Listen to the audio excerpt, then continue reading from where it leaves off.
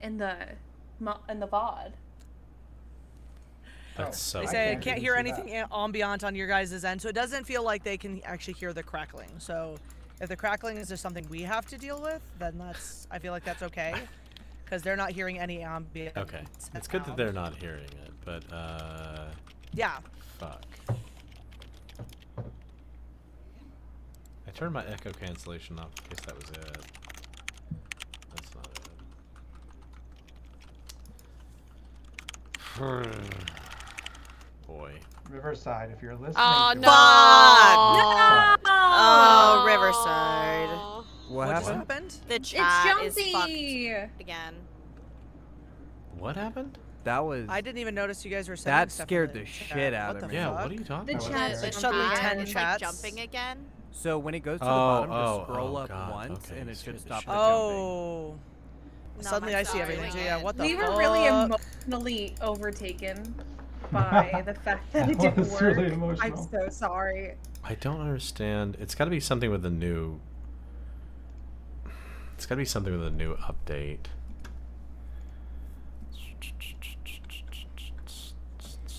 We'll just give this a couple more minutes. If it continues to not work, we'll just play the game and not worry about it. Oh, I hear a loud fan, someone says. That's weird.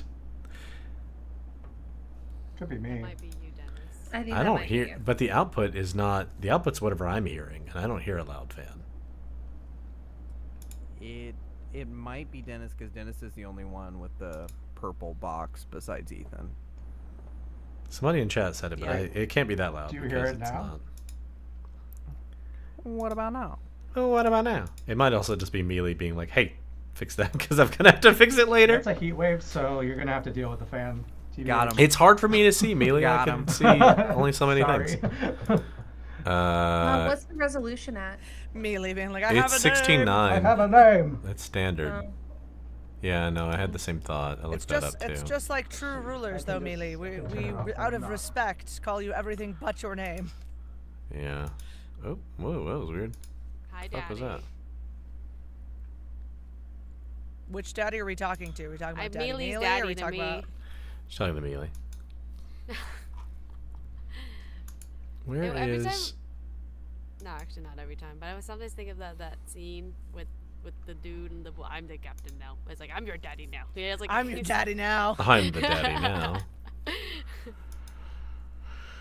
No, the output's in the right setting. Encoder's in the right setting. The audio encoder's right. Audio's alright. Video's fine. Hi. It did something. It did something. Things were done. I saw Mommy kissing Santa Claus underneath the mistletoe last night. Last night. She didn't hear me sneak down the stairs to have a peek. She thought that I was tucked up in my bedroom fast asleep. And I forgot the rest.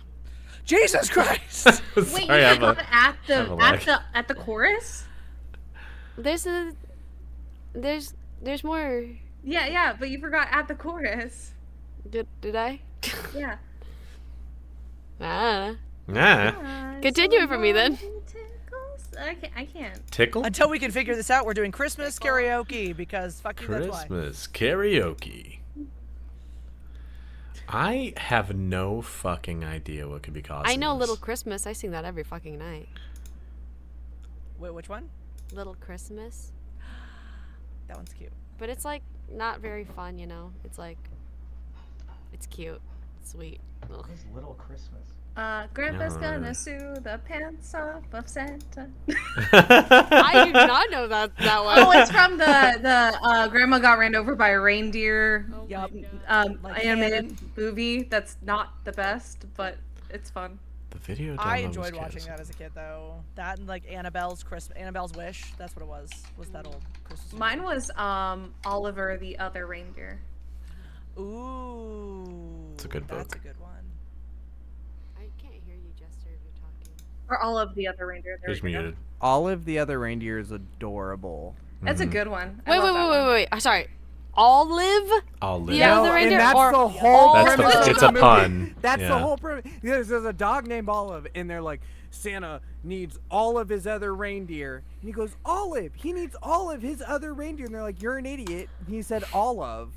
And he's like, no, I'm coming. And there's a mailman who does not like this dog for no reason. Number one hater. Because he's a mailman. Well, Don't that- give She's a him dog. the title got me.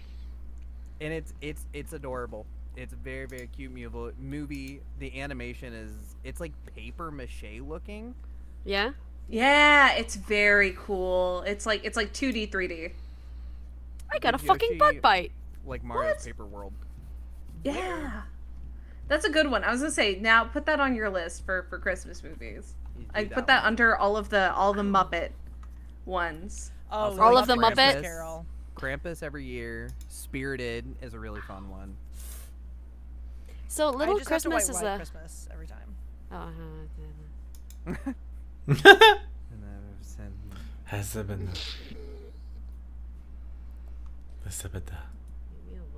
Now, this is a good question for the group. Are we putting oh my god, Help. Hang on, what's the movie called? Help. I need somebody. Is the movie called Help? Help. Not just anybody. Help. Die Hard. Are we putting Die Hard as a Christmas Oh movie? yeah. Yes. Oh yeah. If it takes place during Christmas, it's a Christmas movie. Gremlins, It's a Christmas movie. Christmas movie. The writer of Die Hard has said it's not a Christmas movie, and fuck that guy, because I listened to him talk Boom. for like an hour, and he's a dork. I do like him, but he's a Well, huge dork. He made Die Hard. Your voice is so funny, Ethan. It's like all sped up. Yeah, it is. What? The fuck? it's like 1.5 speed. Are you serious? Yeah. A little bit. Quick, say Jester got ran over by a Wait, say something reindeer. higher. Jester Yeah. got ran Jester over got by ran a over by a reindeer. Wait, was that you doing it? Okay, No, I'm speed it just up. talking normal. Oh, that's. I sang that kind of high pitched. It's But... so good. Oh my Is it God. doing it I constantly? honestly hope. No, right now it's okay. No. What I the hope that fuck? happens for the rest of the game because I want That's that to happen when so he's doing fun. some like All big right, y'all. bad. I can't. I have and no doing, like, idea a how to sexy fix. voice and have it sped up. I have no idea how to fix anything here, so we're just gonna fuck. Like the Twitch thing is fighting me. Apparently, you sound normal to stream. They are missing out on everything. Yeah, I'm they so can sorry, hear me stream. directly, so Okay, their well, thing if is they normal. can hear us. It'll be recording normal. It's just whatever. We're just gonna go with recording only or audio only this one. Oh, we all dressed up. I know it What? sucks. The one I'm wearing a fucking Christmas sweater. We can do Okay, I clips have to and take my stuff. sweater It's off. fine. We can It's- do clips and It's stuff. hot. There will be Then the clips. VOD. Oh, The you VOD got will be no. there. So you got to There will be leave it clips. on. There will Those be a clips. VOD. We actually have to record them because we get advertising for it, so it's fine. We have to record them anyway. Okay. Fine, everyone stay looking cute. Yeah. Welcome to Rapture Hearts, a TTRPG made up of audiobook narrators, voice actors, performers, sex workers, and generally fantastic people. I am Ethan Gray. I will be your master of ceremonies. Officially, this episode, I will be your daddy Christmassy because we are doing a Christmas in July episode. Welcome to our Christmas in July episode, everybody. Last time, where we left off with Rapture Hearts, people were in a bit of a conundrum. So we're going to take a minute and introduce ourselves, and then we will jump back into the chaos as one of our players just died. I'm going to go on my screen, top left and around. All of us can see different things. I apologize, you won't know when you're coming, but first it'll be Celeste, and then it'll be Hal. My God, I'm never first. I know, Hi, introduce I'm yourself, buddy. Celeste. I'm just a girl. I do other things too. I voice act. I'm not streaming on Twitch right now. My computer's busted. Anyway, I'm doing a lot of things. Find me on Instagram, I guess. I don't know. Thank you. Bye. Up Who are you next is playing? Hal. Oh yeah, who are you playing? Oh, I will be playing myself. Celeste is currently in her darkest self, so she's got vampire bitch turned up to 14. Let's go. Okay. Up next is Hal. Hi, I'm Hel. I'm also a voice actor and audiobook narrator. I am just heads down working right now on a few audiobooks. and engineering some of them. So not only do I narrate, but I do also engineer. Hello. As for this game, for Rapture Hearts, I am playing Vic Lee, or Victoria Lee, as a hollow, and she is also her darker self, and she feels quite empty. So we'll see who can fill that. But yeah, that's it for me. Okay. Up next is Steph with Amber on deck. Hi, I'm Steph.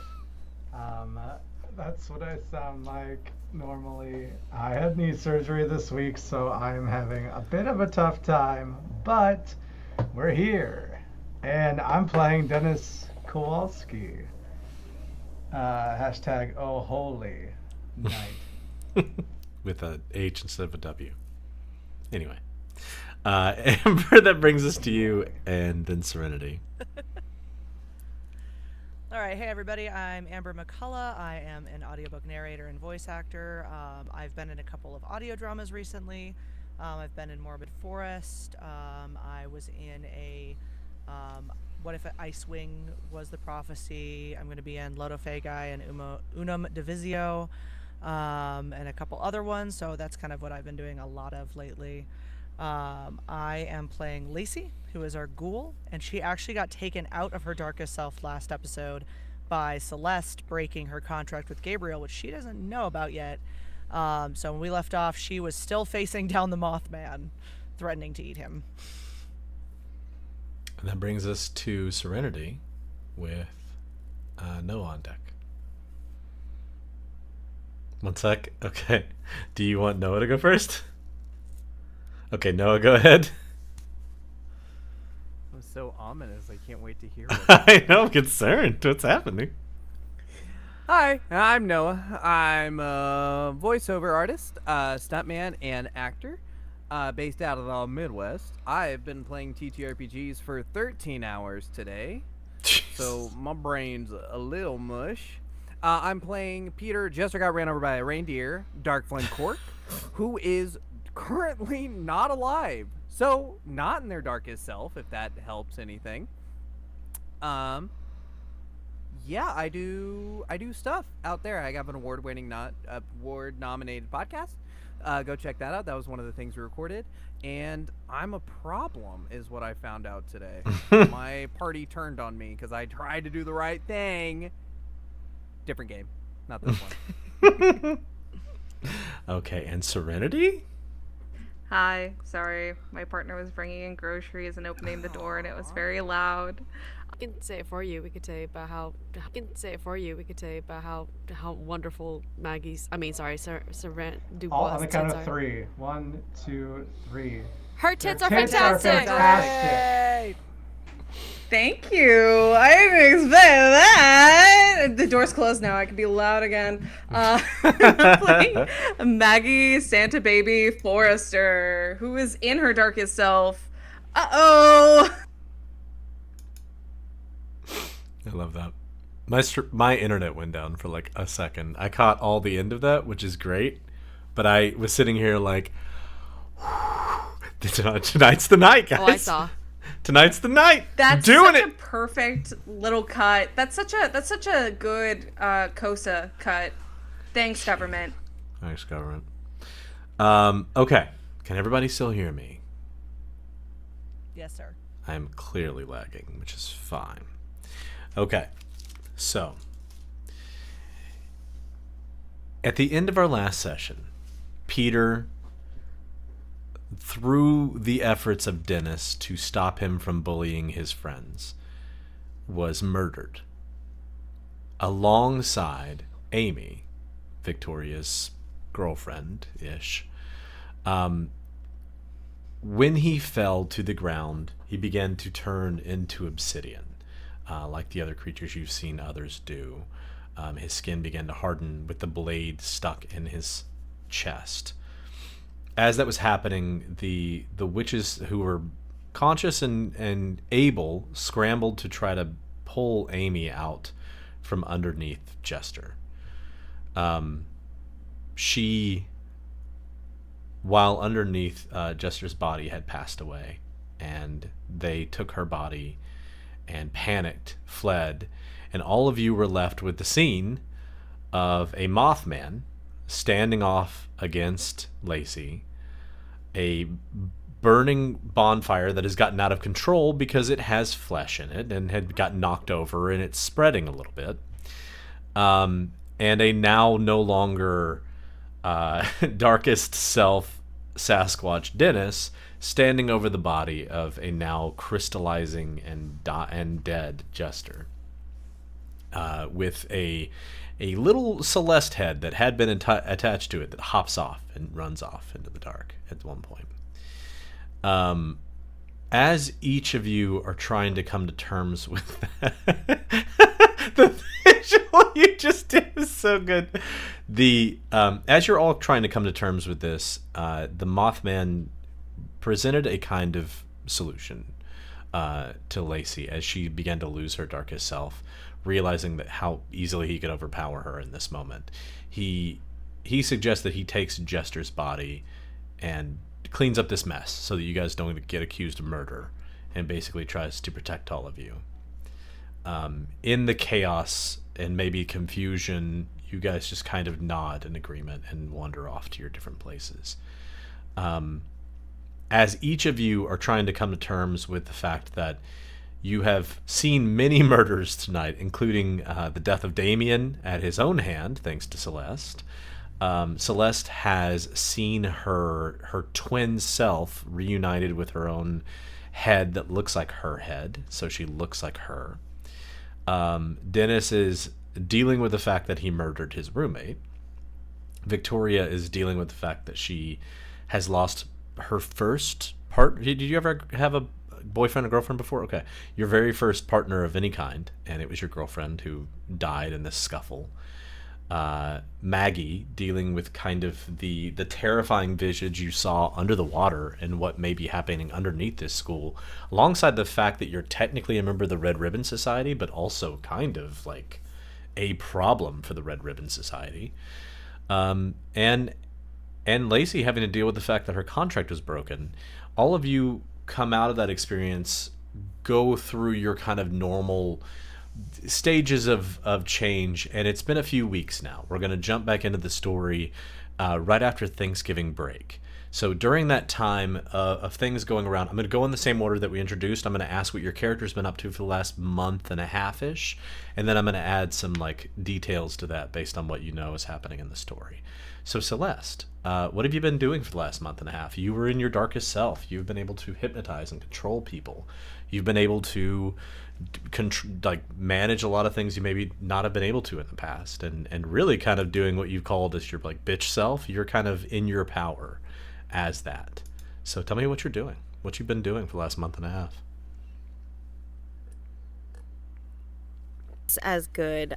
So she's still going to class, she's still maintaining her grades, she's still doing all of those things, but she's seen around with a new guy nearly daily. Nobody can really figure out what her game is, what she's after. She's thrown all of the normal traditional like ring by spring, like nobody knows what the fuck she's doing, but she looks so happy while she's doing it. Okay.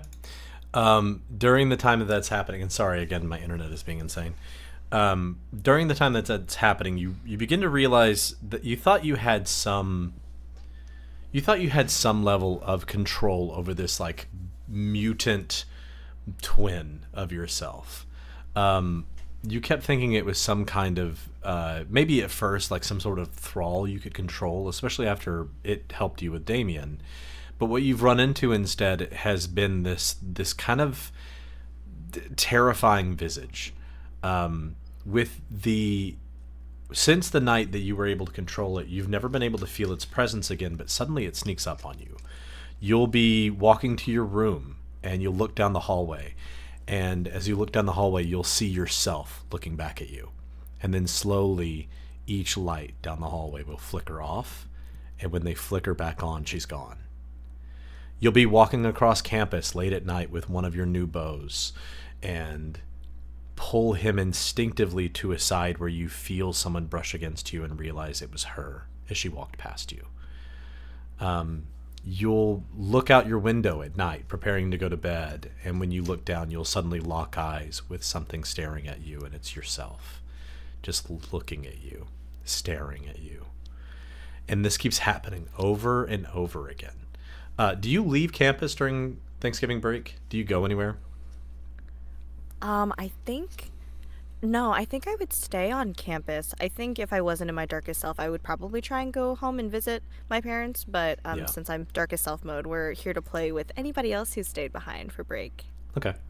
Then during the break, you definitely have moments where the campus is, all but empty. There's faculty there, of course, but they don't have to necessarily be working except for like janitorial staff and stuff like that. And so for the most part, a lot of the services around the campus are shut down. The library shut down. A lot of the different areas are shut down.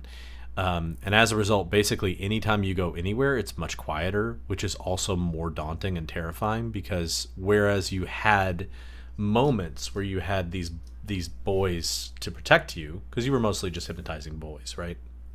Yeah. Well, you've had these boys to some level to feed to this thing if it came at you, or put them between you or something. As you've thought of that maybe as like a safety blanket to some level, now every time you look around, there's nothing between you and her, and randomly you'll see her in like the empty student lounge. She'll be standing at the window with her head pressed against the glass, looking directly at you as you walk across campus. Vic, as you are now known to be called more often because you were in your hollow form.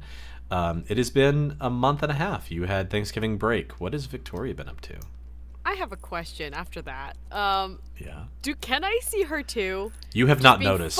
Anytime that she Okay. may have like screeched or anything, even remotely, of like it's that moment where like she'll be walking into the room and she'll go like, and she'll come into the room and you'll look out in the hallway. There'll be nothing. She'll like be staring out the window, and as you walk over to see what she's staring at, it's not there. Like, it's this really terrifying thing of like any time that you or anyone else is able to lock eyes on her, suddenly when Celeste looks back at her, she's gone. Got it. She's become a real fucking problem for Celeste. A haunt, if you will. What's Vic been up to? So Vic is in their darkest form. So I'm very much into suffering and the news of everything.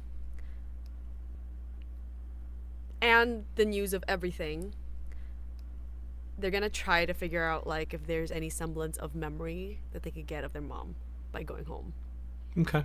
And I think while at home, Vic is gonna have a lot of fights with her family because they don't recognize her, and they're just like cool. When you slowly enough. when you are home, as a matter of fact, when you get about 30 minutes away from campus, does your dad pick you up from school? I would assume, I guess. I don't have a car. Okay. Your dad picks you up and starts taking you home and immediately starts talking about like dinner and seeing your mom and everything else. And at first you're very confused. You get about 30 minutes away from your home, you remember your mother again. You remember everything about her. You remember everything about how she exists. You go home and she's there. Your mother is home and there. I don't know if that snaps you out of being hollow, but It does not. okay. Unfortunately, it does not. But I know that I didn't know about my mom. You didn't know about her when you got to campus, correct? Now you do. But I know that I didn't know about her. You recognize when you leave that you did not recall having a mother.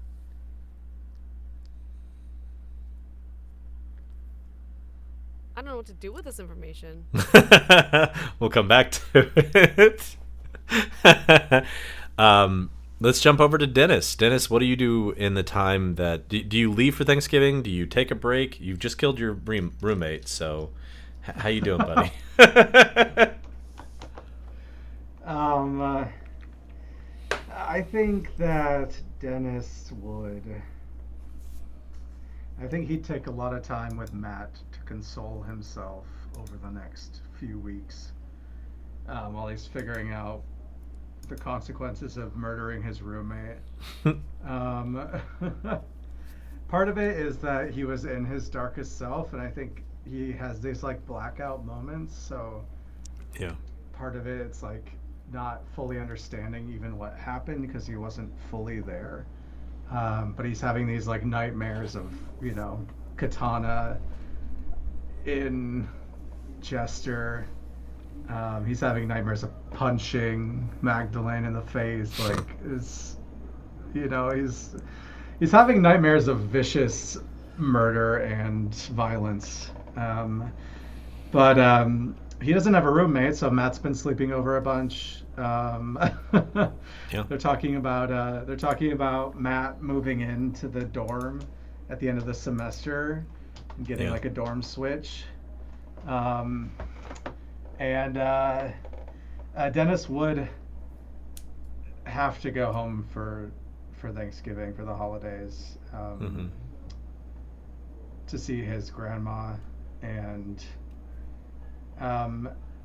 it's usually like a time that feels really good for him, but this time it's not. He feels so different than the last time he was with his family that I think he's starting to feel like maybe what he was raised to believe and to do is maybe not right. So Yeah. Okay. yeah, but he's also grappling with murder. Yeah, I think, and I will think, I mean, I think your family is sensing that, and there's a lot of, I don't want to put thoughts into your character's background, but I imagine there's a lot of like, oh, he's going to college and he's becoming a different person, and I don't know how I feel about that, it's changing and they're right starting to before put our like a eyes. lot of kind of like guilt onto you about this, and with the two things being both murder and homosexuality, that they may not, you're feeling them being kind of like, you feel like you're hiding quite a lot from your family right now, I imagine. Yeah. Okay.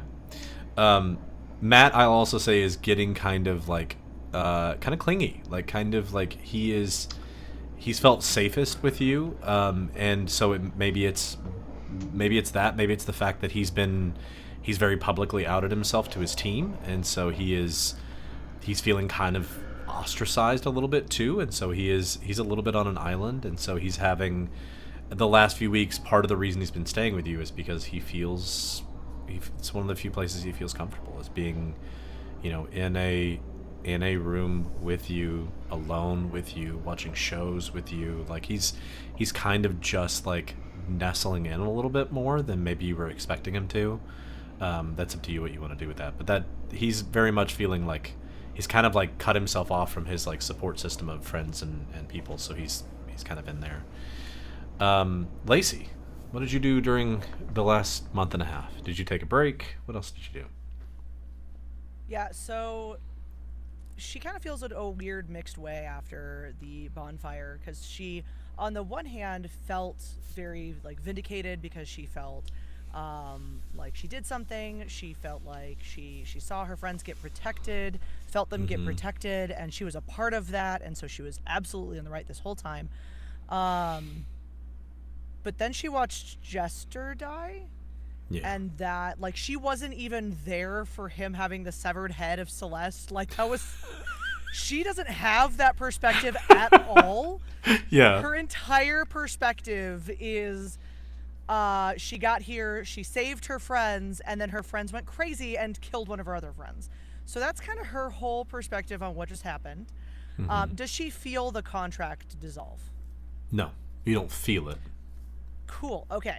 So she is a little like upset in a way with the others that she doesn't know how to vocalize, because she's never been upset with other people this way. She doesn't know how to ask them, because what she saw is so different from how she sees them and what she kind of like expected from them, that her brain is shorting out a little bit about, and so she's feeling very restless. She's feeling very upset. So when it comes to, Thanksgiving, she happily goes home So she'll go back to Colorado Springs to see specifically her sisters, to see Sandra and Daria, and to have some of that sameness. Like, she feels completely unmoored from like this path that she had been following. She's never had to think about what her next steps are her entire life.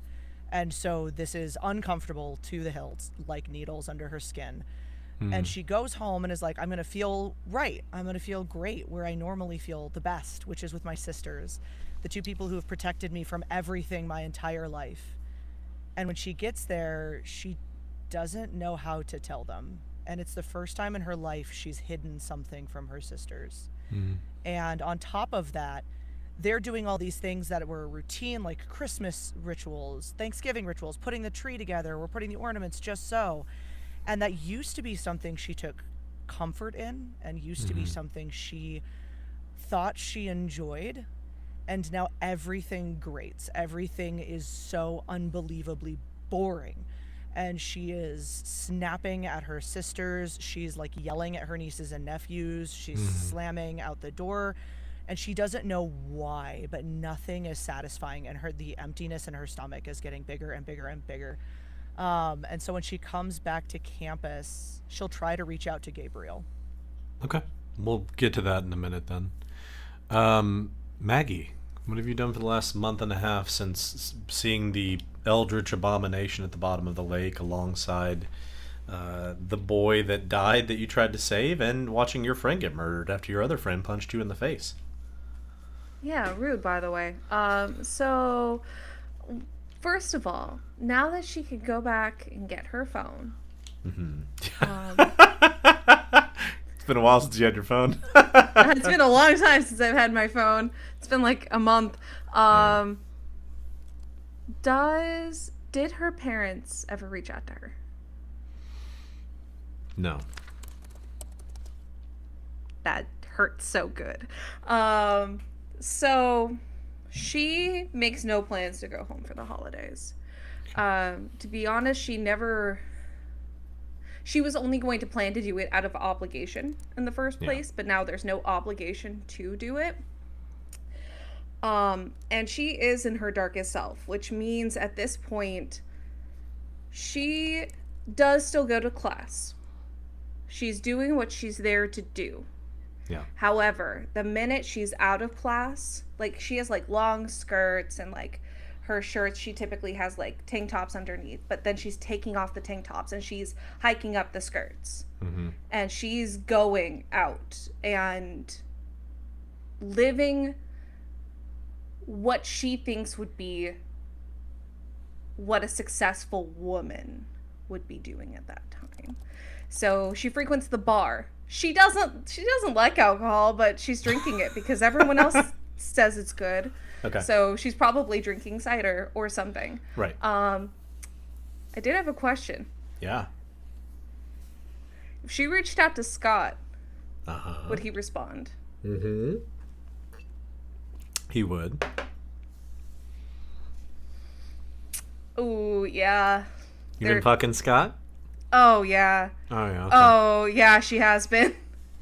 He would be trying to keep it on the down low. Would you be letting him do that? No. Yeah. Okay. No. I think she'd be fine if like the whole campus didn't know, but I think specifically she'd want to make sure that the Red Ribbon Society knew. Yeah. Oh, and they do. They have been so, like, you've been getting looks everywhere you go. And because of your darkest self, you have been taking those looks as, you know, these kind of like jealousy. You've been taking them as like, this is what a successful woman sees, is other women trying to tear her down. Like, you're feeling a lot of that kind of feeling of like, Scott is surprised that you won because you were doing the right things. And whereas Scott is trying hard not to make it obvious, he is putty to you lately. He hasn't meant to be. He hasn't intended to be. He is missing things for you. He is missing like obligations. He's staying over when he's not supposed to. Potentially at Lacey's frustration that Scott is in your room more than maybe you intended to see Scott. I think that she would still hold respect for Lacey. Right. Like, if Lacey, because Lacey also has been like going through it. Yeah. And Lacey I would think actively snarl at him anytime he Yeah. So maybe he doesn't like, come into the "Oh, room. You're come like, down." I can't. Your growling roommate scares me. The furry one gets me. I can't. both the furry friends you have scare me a lot. She probably would. I feel like it's a situation where she'd probably go to him Yeah. more Okay.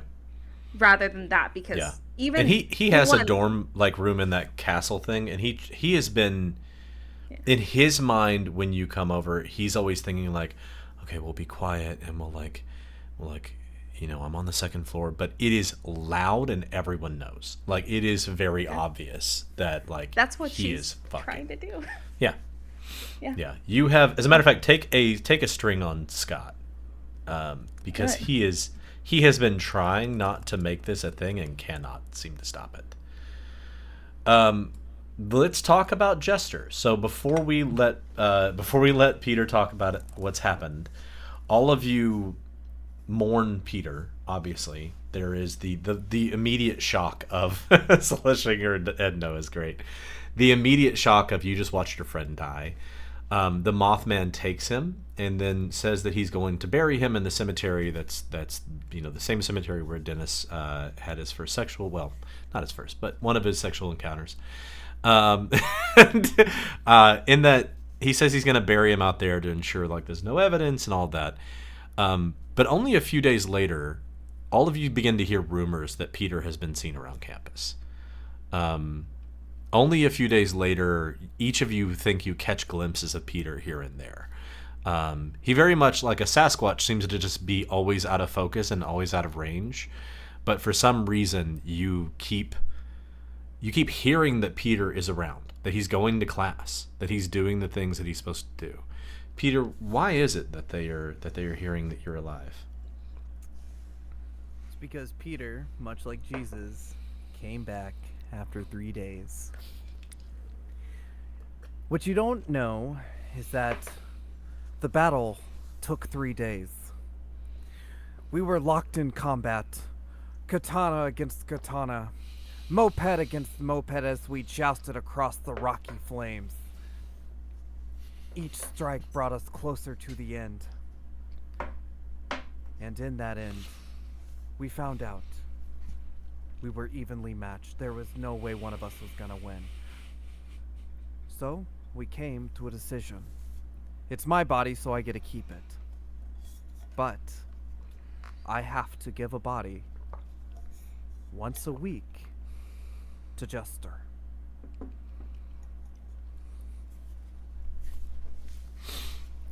Peter, you have the experience of feeling, as this battle ended, you felt the obsidian crack from your skin, and you reached up to find nothing but earth. And as you dug and dug, you found yourself pulling yourself out of the grave. I think that was thunder. Jeez, there have been big storms here. Great timing. I know. As he emerges from the ground, thunder strikes. His arm reaches up, Jester, and you find some purchase as it seems like something is helping you out of the grave.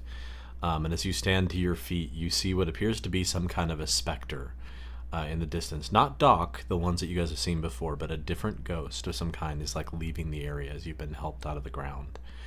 As you emerge from the ground, finding yourself the desire to go back to class, to start hunting, to meet this quota that you now have. Between now and Thanksgiving break, the rest of the party doesn't see you. But after that break, obviously, we'll jump in there. But do you do anything? Do you go home? Is there anything specific that you want to have done during that time frame? So a big part about this process of him coming back and why no one's really seen him is there was a long bit where he couldn't control if he was going to be Peter or if it was going to be Jester. And knowing what Jester was capable of, he didn't want to put that out into the public until he could control it in some way.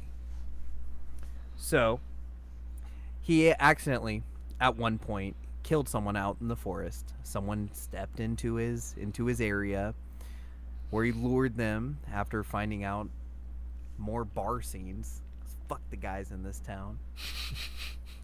And found that satiated Jester's desire long enough for him to get back to some semblance of like going to class and meeting people. But with that, he did not go home. He was a recluse for most of this. Okay. One other thing I want to add to you. The darkness inside of you feels familiar because it's been inside of you since you feel like the rapture happened, but something has begun to pull at you. Another kind of darkness. Your death seems to have carried alongside it some kind of pull toward the supernatural. You begin to realize that you're able to see just the faintest form of specters in kind of various parts around the campus. Like you're able to make out ghosts whenever they normally wouldn't want to be able to be seen. So one of the abilities you can now do is to basically see ghosts if you would like to. We'll talk about how that works mechanically if we need to. But if you would like to basically call on these ghosts because you've gone to the other side, you're able to kind of do that. One other thing, the pool of undeath has given you the ability to kind of feel some of this malicious energy that's existing around campus. And one thing that you realize as you've been trying to lay low is that you have been able to catch a few times Celeste's twin stalking her. A few times the reason that her twin did not interrupt her or scare her or haunt her or anything else is because you managed to scare her off. You have been almost accidentally protecting Celeste because you can feel when her twin is around. You can feel the malicious energy of her twin pulling at you. Go ahead. Oh, you're good. I'm watching Celeste. Okay. To this information. One other thing alongside that is the concern that you have with Celeste's twin. The thing that has made you the most uncomfortable being around it is that you can now, with this kind of like sixth sense of being able to sense malicious energy, the energy coming from her is daunting, but there is something else connected to her that is more terrifying, and you can't ever seem to find it. But whenever she's around, you can feel something overwhelming your sense of malice, something that wants very badly to kill and maim and harm and destroy, and you do not know where it is or what it's doing. But every time you see Celeste's twin, you feel it. I think it's become his new life mission to figure out what that is and where to find it. Yeah. So, I mean, that's part of the reason, besides just not wanting Celeste to be harmed, that he would hunt this head down. Yeah. Second question. Yeah. I have a sex move. Hell yeah, you do. Sex moves. Does this sex Sex move moves? does it work on ghosts? The ghost can fuck, so yes. Okay, hell yeah. We're about to have problems, baby. I was dead once. You're dead now. Let's find out which part of your hole I want to be. Anyway, as all of you come back to campus, there is a special, what are they called? Chapel that's happening the first day back from Thanksgiving break to kind of initiate everybody back on campus and welcome them all. It is required. And all of you, I assume all of you kind of sit together because most of you are largely roommates. But is Matt sitting with Dennis as well right now? Okay. Yeah, he doesn't leave my side. He's gotten very clingy. He's even like trying to hold hands, even though that's against the rules on campus. Not for boys and girls, but for boys and boys for sure. Peter's still MIA, right? Yeah, you guys have not seen him, and this is actually about to change. As you guys are sitting in kind of your regular row at chapel, wherever you guys might normally sit. Well, let me also ask, Maggie, is Scott with you? No, but I very much like position myself Yeah. so I'm in his peripheral the entire time. Yeah. And she's definitely like crossed her legs and is making it an issue for him the entire Yeah. time. You're while like in he chapel. like sits up near the front with the Red Ribbon Society because they're all goody two shoes. But every time he looks back, you're sitting on the end row, just so you can uncross your legs enough that he's like Like, oh God, Yep. please. Yeah, 100%. Cool. Yeah. As all of you are sitting there and chapel begins to start, Peter, you walk into the chapel. Would you sit with your friends, or would you go sit somewhere else? You all clock him walk in. He's not gonna say a word, and he's just gonna go sit with his friends like nothing happened. 100%. Hey guys. I need to know what order we're sitting in. Yes. Yeah, well, we said I Maggie's do- at I the do- far end, so I'm Maggie's at in the the very aisle. edge. Yeah, so she can flirt. Who's next to Maggie? I'm on the other end because Lacey's still really mad at everybody, so she's like scooted just a little bit on the end of the pew on the other end and is just like grumbling to herself. Well, I mean, that means that Peter has to sit by you then. I Or am everyone's gonna giving off- scooch. Oh I'm no, gonna is give up- Jester gonna? So if Jester sits next to Lacey, she's Maggie's going on the to very turn end, because she's like, so who the fuck is sitting next? Because like I think if her first reaction would be, I'm pissed that someone's trying to sit in our row. Like I might be pissed with them, but they're like my people. yeah. And then if Jester comes, she's not even gonna think about it. She's gonna slap him. Like, Okay. Not mean, but like. No, but for fun, roll volatile. Like, oh my god, what the fuck? Roll volatile for fun. You're not gonna actually do harm. Yes, He I doesn't. love the idea that Lash out Jester physically. just went, excuse me, pardon me, and just went Oh. all across everyone to sit at the other end. I got something dumber Yes. than that. Oh, when it please, comes Peter, what are back. you doing? Oh As my she's gonna try to God. hit you. So as she goes to hit me, I think what would have happened is he would have gone the row behind you guys and been like, excuse me, sorry. And he was like, I learned this from a ghost. And he gives you a forehead kiss and goes, girlfriend. And then moves over and he goes, girlfriend. And he moves over and he goes, boyfriend. Goes over No, one more, I would- girlfriend. I would slap him so hard. I would be. I need everyone to Everyone stop who wants slapping to hit me. him, roll lash out physically, please. Guys, stop hitting me. I got a 10. Okay. Hell yeah. On She a no, Maggie's not gonna hit him. No. on a 10, you learn. We'll just do the one first option. You learn something about what he's been doing. So hitting him, you catch something about him. Who else hits him? Let's do it all at once. Everybody can get it out of the system. Celeste, Vic, okay. What do you two roll? 10. I got an 11. They all successfully hit you, Peter.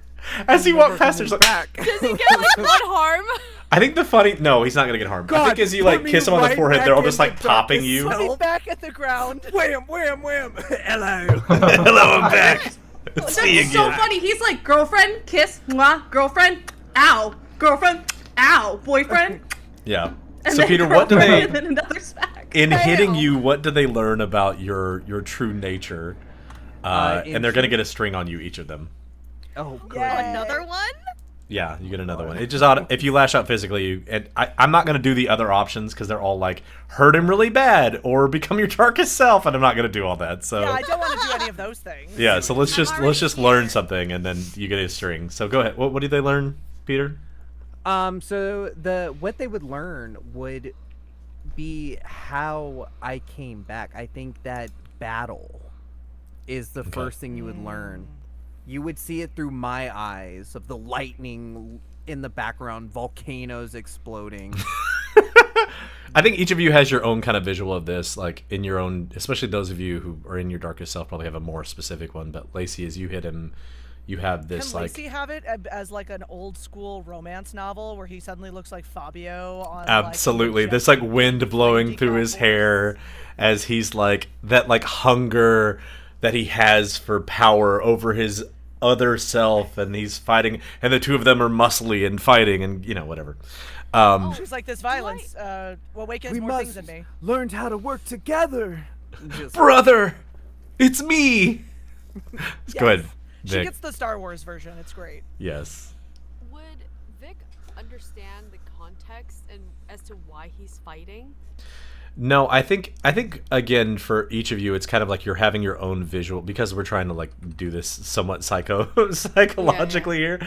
I think for Vic, it's like you have this realization that he was like internally struggling with himself, and that like fulfillment that he found within himself is this kind of like murder contract that he's created. And that's like, because you're seeing it very much from like you were hollow, so you're seeing it very much as like a self-fulfillment thing. Like he is full of himself. He is full of another version of himself, and that version of himself almost perfectly mirrors you, as you are empty and devoid of self, and he has almost like two selves, like fighting for a first place kind of thing. I ask because I wonder then if it would be enough for that to break me out of my darkest self. What's your specific thing? To escape your darkest self, you must come to see how someone else feels more trapped than you do.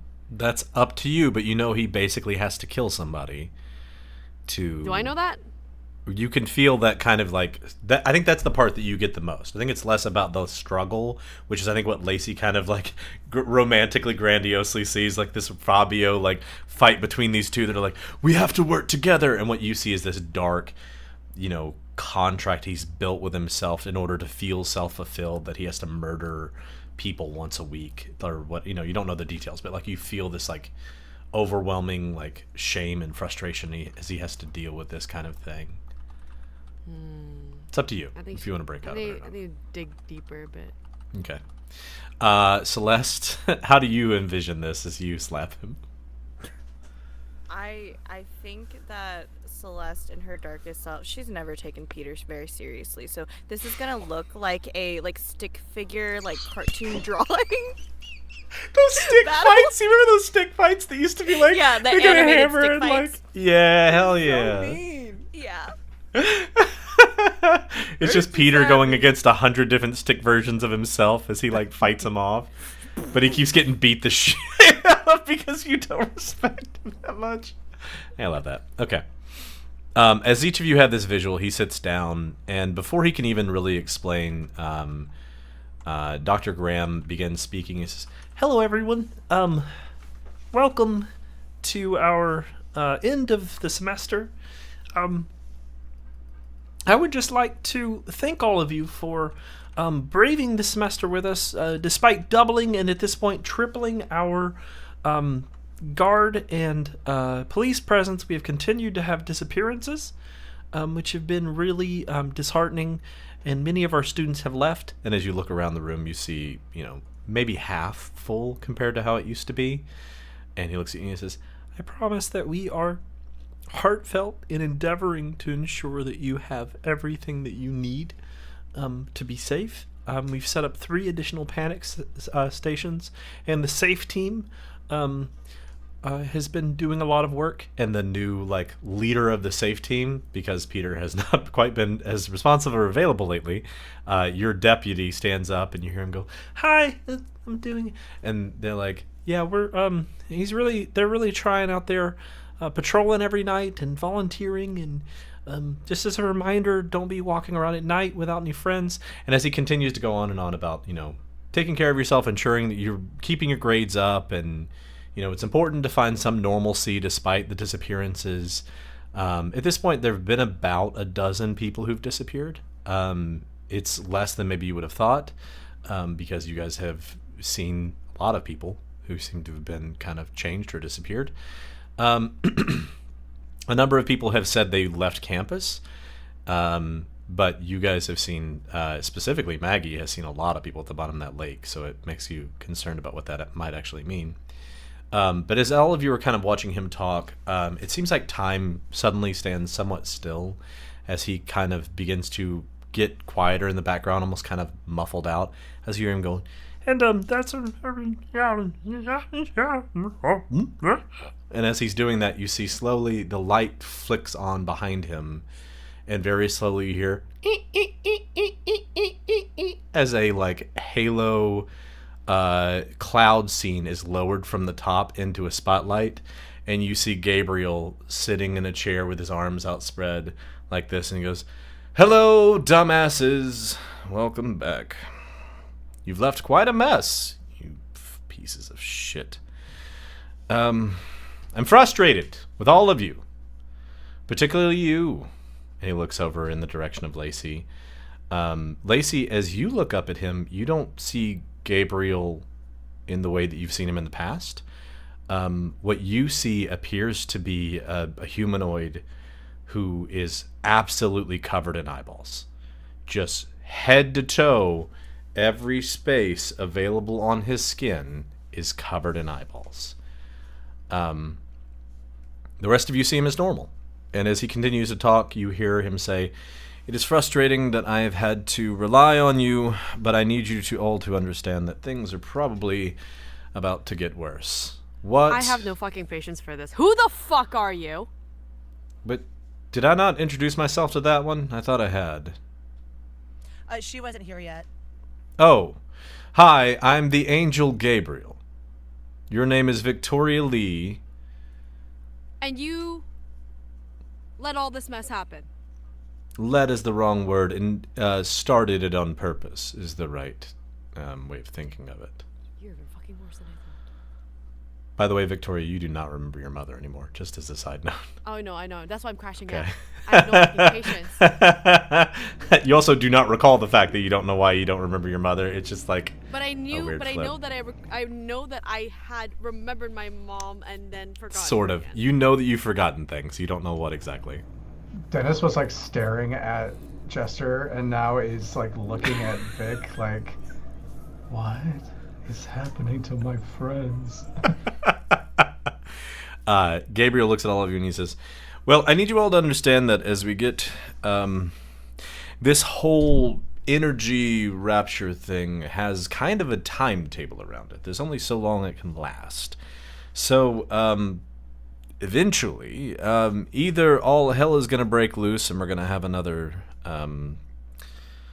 Gethsemane or Sodom and Gomorrah, or what was the one with the plague? The plague one. You're all going to a religious school. What was the plague one? Egypt. Nah, I'm not Egypt. thinking of that I'm one. on It's fine. scholarship. Explain yourself. He looks at you and he says, "Oh, you don't care anyway. I know you're not going to join my side. Things are going to get worse before they get better. So if you want them to go your way, might I recommend picking a side? All of you have chosen to be largely unaffiliated, and that's caused problems for all of us. So, the only one of you that's currently contracted, I believe, is, and I don't recall, but I believe it's Dennis who has one, right? Yeah. He looks and he says, only Dennis currently has any form of side here, and we really need more of you to pick. We're running out of time." I'm gonna whisper to Dennis, what side are you on? I'm bad, I guess. Are you on this guy's side? No, I think they're good, which is really confusing because They they're don't kind of seem a good. dick. They don't seem good. Yeah, but the bad one is also like a pervy ghost, so He doesn't It's know he kinda doesn't. like- He kind of just takes you if he wants you, which is, I think, a little skeevy. No offense, Dennis. Gabriel? Hmm. No, we're not talking. I can hear you. What? What?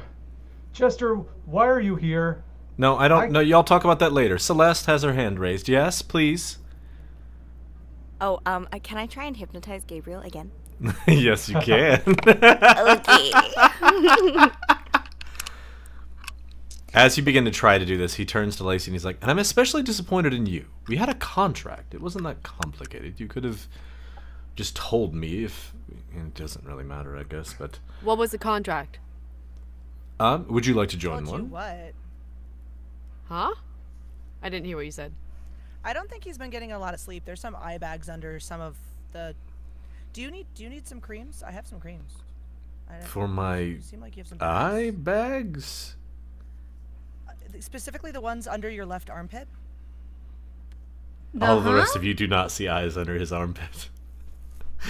And he looks at you and goes, "Oh, that's unfortunate. You've joined the dark, eh? Interesting." Well, if I did, it was definitely not by consent, which would kind of be their thing, I guess. Does that mean you were the ghost that Dennis is with? Oh no, that guy would want to watch someone fuck. This is. I'm very He just likes to call confused. people mean Celeste, things. what did you get on your roll? Unfortunately, I got a 5, so I failed. What did you say when you tried to hypnotize him? I probably got up from the pew and was like, okay, less long-winded, make your point, and then go the fuck away. I snap my fingers, and then it doesn't work. Instead of it not just working, all of you when she stands up and says that, all of you blink and look. Gabriel's gone. Celeste has stood up and just said this in front of the entire auditorium to Dr. Graham, who looks at her and says, "Oh, I'm so sorry, Celeste, to do this, but I will have to, I will need you to sit down, and we'll have to have a conversation after this about a demerit, because that is inappropriate language and inappropriate for the topic that we were just talking about saving yourself for marriage. So please take your seat, and we will have that discussion after the chapel, please." I'm fucking leaving. And then I walk out.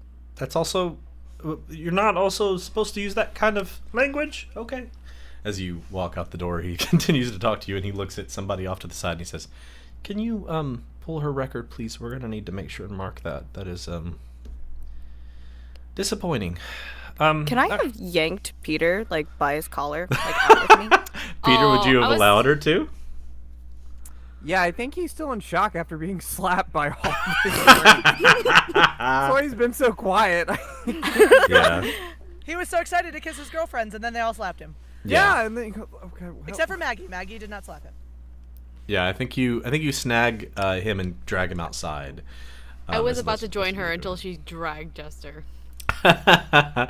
I think you're also kind of like, now all of you are in the sights of Dr. Graham and the others who are, on faculty there, who are kind of looking at you like, what is going on with these students over here? So yeah, Celeste, Peter, you push outside. Ooh, what's the directionality of this?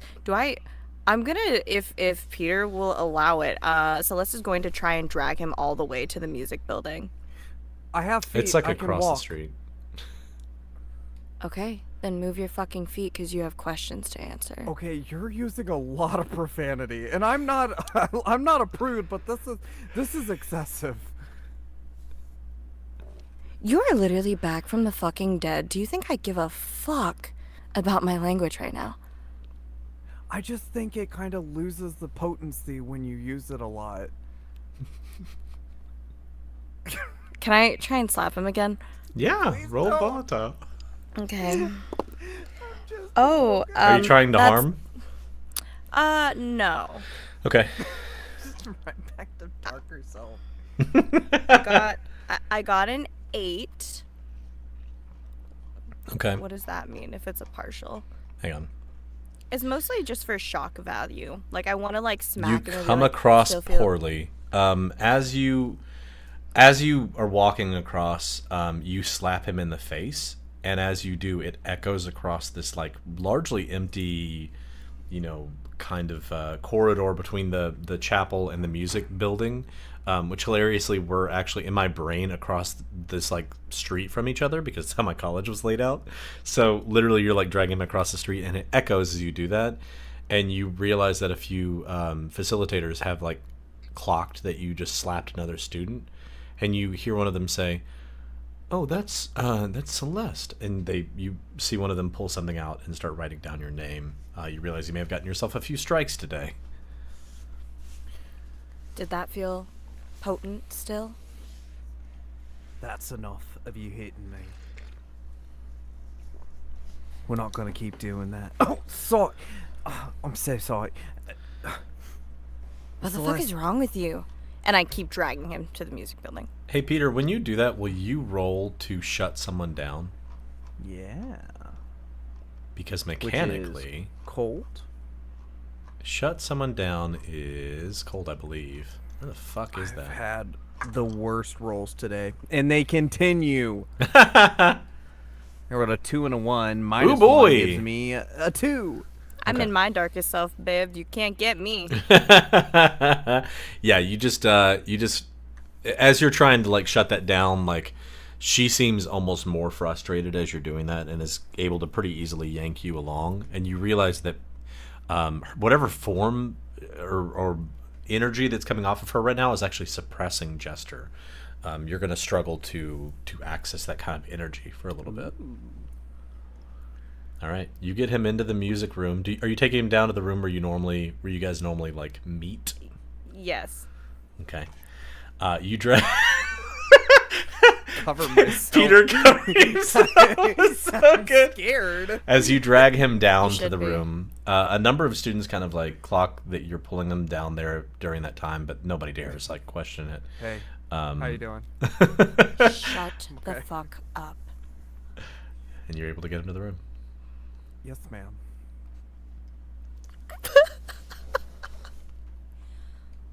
Why are you alive?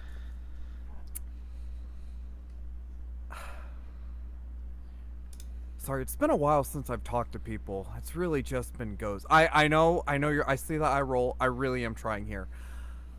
I don't know why I'm still alive. I had to go through a lot just to get back here. And I don't think my fight is over, especially when it comes to you. Elaborate.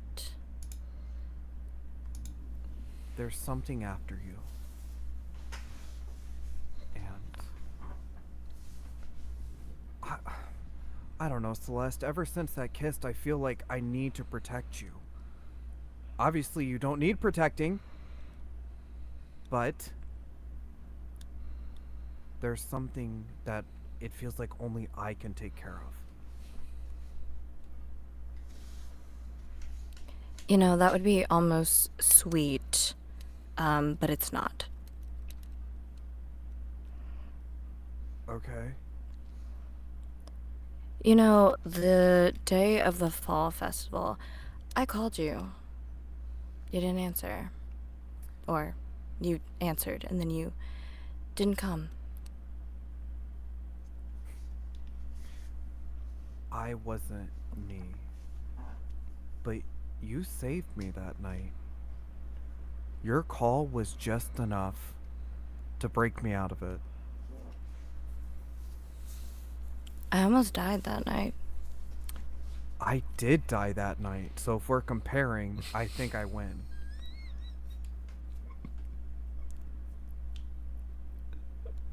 It's not about the fucking comparison. I can't. Those are words I never expected to hear you say. Peter, roll again to shut her down. Are you trying to piss me off right now? What am I rolling? To shut someone down. No, stop making me You're roll continually putting her in her or trying to put her in her place. If you succeed, something could happen. So. Oh man, so close. 6 minus 1. Yeah, no, you fail again. I'm so close. She I'm so is close. just like Get better. this room, this space that you're in feels this like energy that you can feel coming off of people since your death is really heightened your sense of kind of self and what other people are like, how other people are feeling. Celeste's energy is overtaking this room. You not with malice, but just with control. And every time you try to speak back to her, it's like you're failing over and over again. I think at this point, Celeste would back Peter against one of the walls, like with her arm at his throat. I called you and you did not show up. You said if I needed something, you would be there. And you weren't fucking there. I actually don't care that you died. But you broke a promise. You're right. I wasn't there. And I will spend the rest of my life trying to make up for that. Ooh, roll again. I didn't see if you could do this. Wait, hang on. Instead of shutting down, do we want to use turn on that one? Because that one's kind of hot. No. Did you roll 2 1s again? 3 and a 1, yeah. Hell yeah, okay. Even better. Hey, Celeste, as you feel him being sincere, as you feel him saying these things, you are overtaken with the realization that you can control Peter if you really want to, that you can take from Peter if you want to, and that you haven't fed in a little while, and you can feel his heart beating in front of you. You want to make it up to me? I know where you... Oh my god. Sorry. I didn't even say anything that time. You just said you're gonna try and spend time making it up to me, and then I got tongue-tied. You want to make it up to me? I know where we can start. And then Celeste will kiss him. Mm-hmm. And then she'll bite him. You know, the feeding. Okay. Thought I got away with it. You No, can absolutely take the one fuck not. forward. You can heal one harm, or you can prevent them from dying when you feed on them. So I assume you want to take one forward and ensure he doesn't die. I don't know, she said she didn't care I died. Yeah, that's the question. It's an act. Yeah, I will take the forward, and he definitely will not die. Okay. Coward. Peter, I'm kidding. You want to No, die I'm again? kidding. You want to die again? as you feel your life force draining from you, you feel Jester fighting against your psyche. As you feel your blood draining, you begin to feel that like you're losing some control, but you manage to maintain it. And you realize part of the reason you manage to maintain it is because the control that Celeste has over you allows you to front Peter better than you have been able to in a long time. You feel more control around Celeste than you have in a very long time over yourself. You feel like maybe around her you would be able to prevent Jester from being able to come out. Not because of anything that you're doing, but because she is controlling you effectively. You do feel drained by this, and you do have 2 new kind of lip piercings down here. She's biting you on the lip. Celeste, his blood tastes strange. Not like any human blood you've tasted before. It tastes minty in a weird way, almost like it's leaving kind of a cool feeling on your tongue as it drips down your throat. I think also Peter not having control is not worth it to him to fight Jester. I think losing that control immediately triggers panic and anxiety, and the only thing that stops him from pulling away is this feeling that he owes Celeste for not being there. So he's fighting this primal urge to run and just lets her do what she needs to do. Yeah. I think as you're fighting this, you almost feel like a prey animal. Like a prey animal in the talons of something stronger than yourself. Like you have given up. You feel the acceptance that comes with like death almost. The acceptance of like, I am in the arms of something that is stronger than me. I cannot stop it. I cannot control it. And you worry that Jester's just going to take over in that moment. But as you relax into it, you realize Jester's not, and you can't even feel him. You are fully under her control, sort of, in this moment of like, you feel comfortable and safe, weirdly, as she is taking your blood from you. Comfortable and safe. Can I roll one final time to try to push away, to fight that Yeah. primal urge? To For sure, push yeah. away? Absolutely. What do you want to roll if to not, do that? I think it's roll keep your... volatile. Okay, keep you my want to try cool. to fight back, or do you want to try to keep your cool? I'll allow either. I think either's fine. It's I think run he away wants or to- keep your cool. A runaway, because he's trying to push off. Okay, Oh, yeah. also mark experience, because this is the first time we've done that. Oh my god, I get 3 experience for all my fails. Hell 4. yeah. Look at you, buddy. You're doing it. It's Oh, just no. so bad. Oh no! I haven't rolled above a 4. Oh, It's no! a 2 and a 3. Oh my Mark gosh. experience again, buddy. That's 4 experience. You're about to level up. I just leveled up in one scene. Oh my Wow. That's god. what Well, Dating Celeste is like. Oh. He pushes down that primal urge, the urge to protect his friends, and that feeling of letting someone down forces him to stay there. yeah. I think there's also an element of this that, like, despite the fact that she's biting you, this is still a kiss. And so there's still kind of that, like, maybe that, like, half invested, like, she knows how to bite you and drain you while she's kissing you. So she's doing both. Let's jump to the other crew. Chapel has let out to some confusion and disarray as Celeste stood up in the middle of chapel and yelled at the professor. As each of you begin to disperse, you have most of the rest of the day to yourselves to kind of do whatever you want. But clearly, Gabriel has given you cause for concern, as he has said that things are going to ramp up, and also that that there is the element that Lacey can now see some sort of strange form about him. So you guys are leaving chapel. Lacey is gonna go over to Dennis as soon as they're like out of like hearing range of anyone who's like not in their crew. Yeah. How do you get that little creepy person? How do you get the creepy person to come here? The pervy ghost? Yeah, the pervy ghost who doesn't value consent. That one. Usually when I start having sex with Matt, he kind of just pops up. Do you want us? We could probably go again. If that's what it takes, that's what it takes, I guess.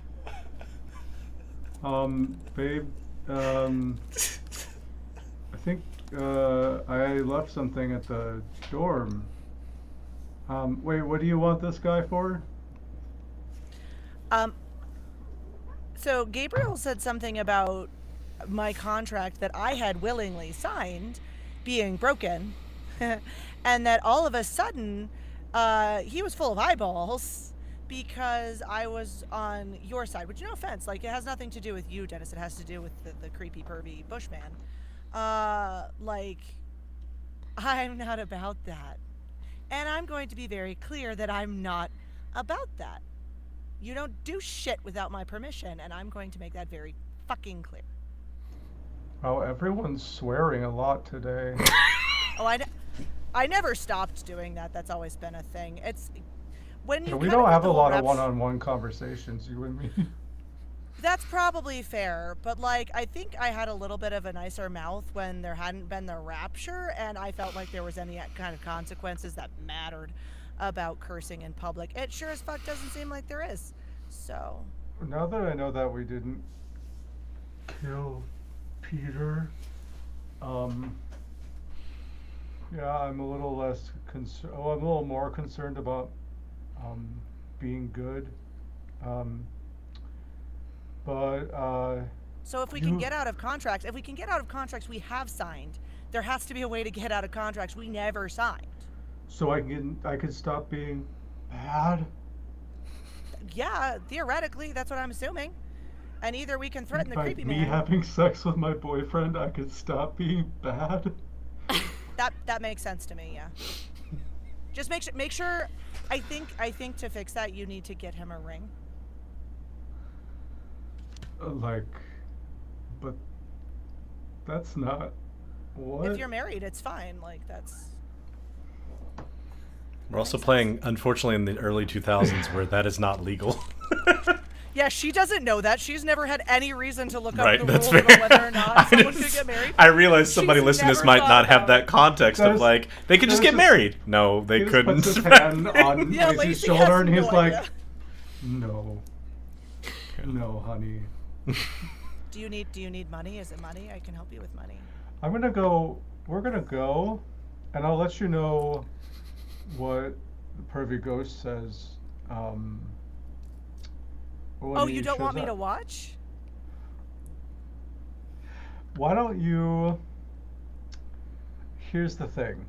I'm just saying, if pervy ghost comes, not like, Do you want me not to watch text you- you? Do you have a phone? yes, Let me text you yes. when the ghost shows up. I'll keep him busy. I'll be nearby. Usually he wants to stay. He's probably tried to answer these questions, and I've told him to leave in his defense. Oh, Do you think I could sneak up on him? I mean, he's a ghost, but he's also, when he gets to looking, he doesn't really stop. Okay, so you keep him super busy. Are you going to be able to text in the middle of that to tell me that I need to jump the ghost? I'm very talented. Yeah, sure. I have no idea how any of that works, so I'm going to completely believe you. Can you do me a favor if I'm going to do this? Yeah, probably. I don't know what Celeste is doing with Peter right now, but can you tell him that I want to talk to him? If you see him. If I'm if I see him? overhearing this, I was like, oh, I'll tell him. Oh, could you do it without hurting Oh, him? thanks, Victoria. I'll tell Did him. either of you do it without hurting him? I already heard him. I've got that out of my system. No. Okay. Victoria, I'm sorry about Amy. It's not your fault. It kind of directly, well, maybe kind of is, but, sure. Don't hurt Peter. We don't. Sometimes Give me one good reason why. we have something inside of us and we don't understand what it means and what it does. And Yeah, Peter I might wouldn't have get had. it. What? I haven't. What thing? Yeah, maybe inside. you wouldn't get it. And Dennis is gonna leave. Ooh. Ooh. Goddamn. Damn. Are we Come breaking on, up? Matt. Matt's like, good to see you guys in your weird conversations about ghosts and stuff. I I'll said, see you guys. come on, I'm Matt. already. I'm coming. Goodbye, guys. I love two things. One, that somehow you don't have Lacey's number already, and two, the implication being that every time you start to fuck Matt, that the ghost is just secretly like coming in through the door, and you're like, no, get out. Stop it. Stop. Stop looking. Oh, Jesus Christ. Okay. Oh, fuck me. As you are walking, as you guys are kind of like beginning to kind of disperse a little bit, Scott walks up to you. And he kind of just like walks over by you and he's like, that was crazy. Huh. Is your friend okay?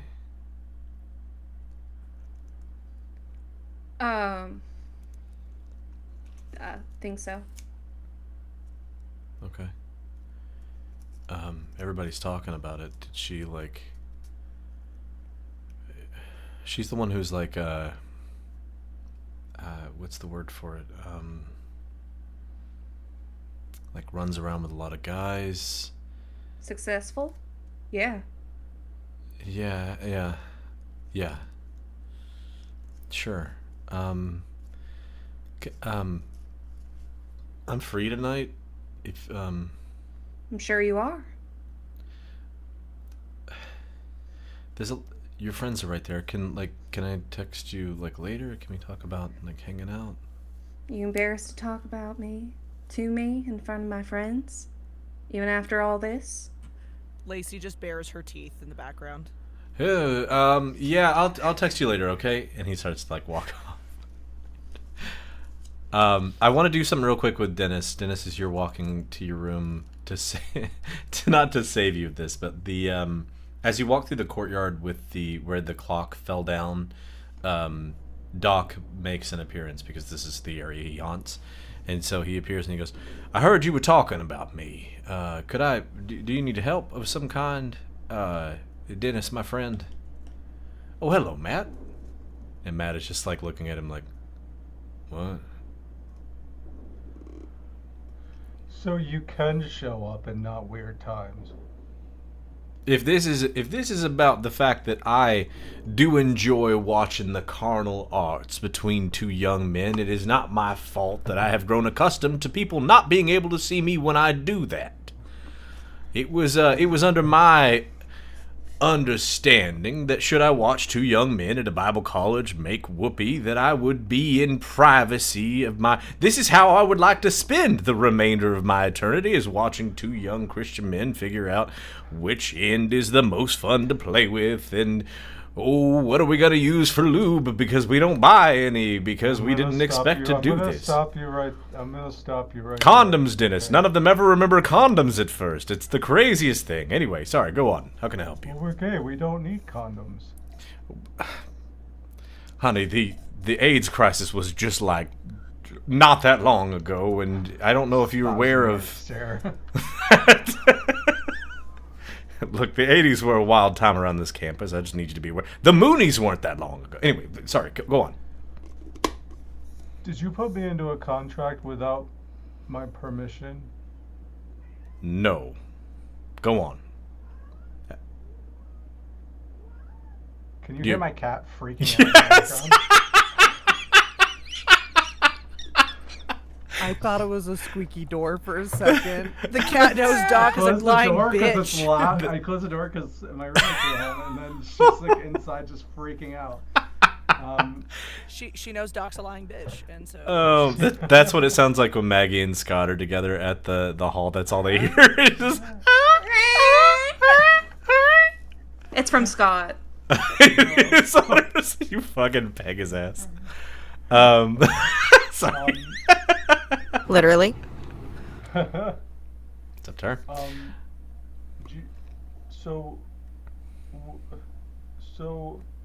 Because my friend Lacey just got out of her weird contract, and Mm-hmm.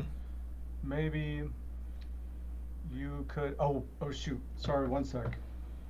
Mm-hmm. I'll just stare at you while you get on your phone. See. Matt, how have you been?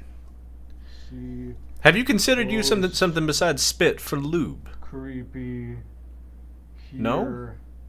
There's a CVS just one block away. You could very easily go buy some lube. No one will ask any questions. They'll just assume that it is for masturbation. What are you talking? I texted Lacey. She Okay. wants to talk to you. She's better at knowing what is happening than I am. All right. Okay. Kind of going with the flow. And now I guess we just have to awkwardly stand here and. Lacey, as he's talking, is awkwardly doing like some kind of like James Bond running. You're like she's sprinting to them. Like she's like sprinting, but then like stopping behind a tree, and then sprinting again and stopping behind a bush. Wait, have you had sex as a ghost? Not as a ghost yet. People are not excited about an old man in suspenders and finding which one of my various orifices might be the most fun to play with. But I did enjoy carnal knowledge as a non-specter with my wife of 43 years. It was wait, that is a long time, and I died at a relatively young of 22 years, and I. No, he died in his 60s. That's fine. 43 years is fine for him.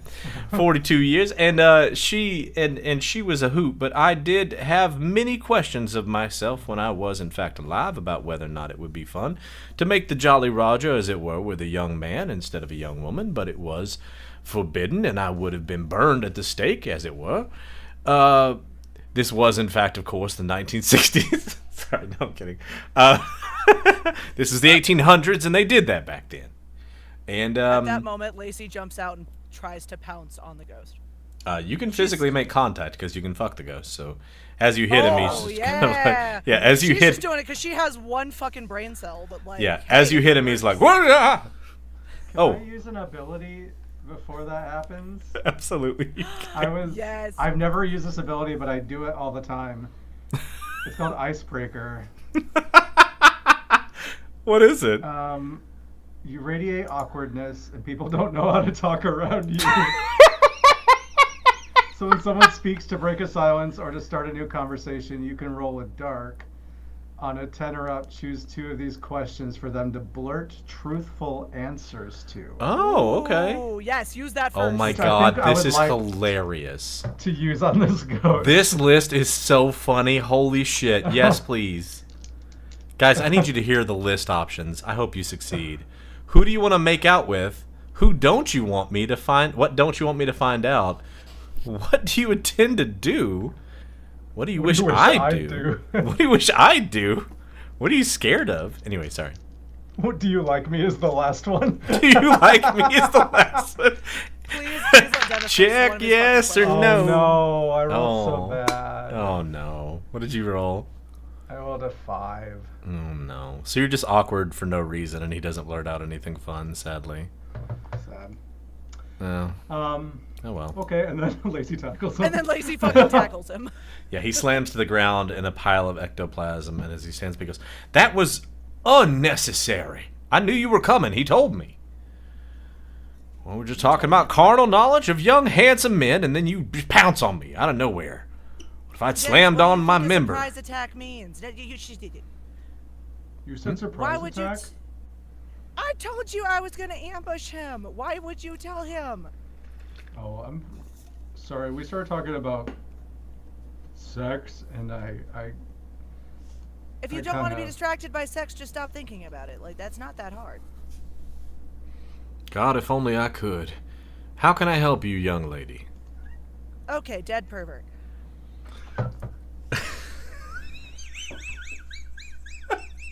I need to take a moment here to do something that I need every DM to know that happens.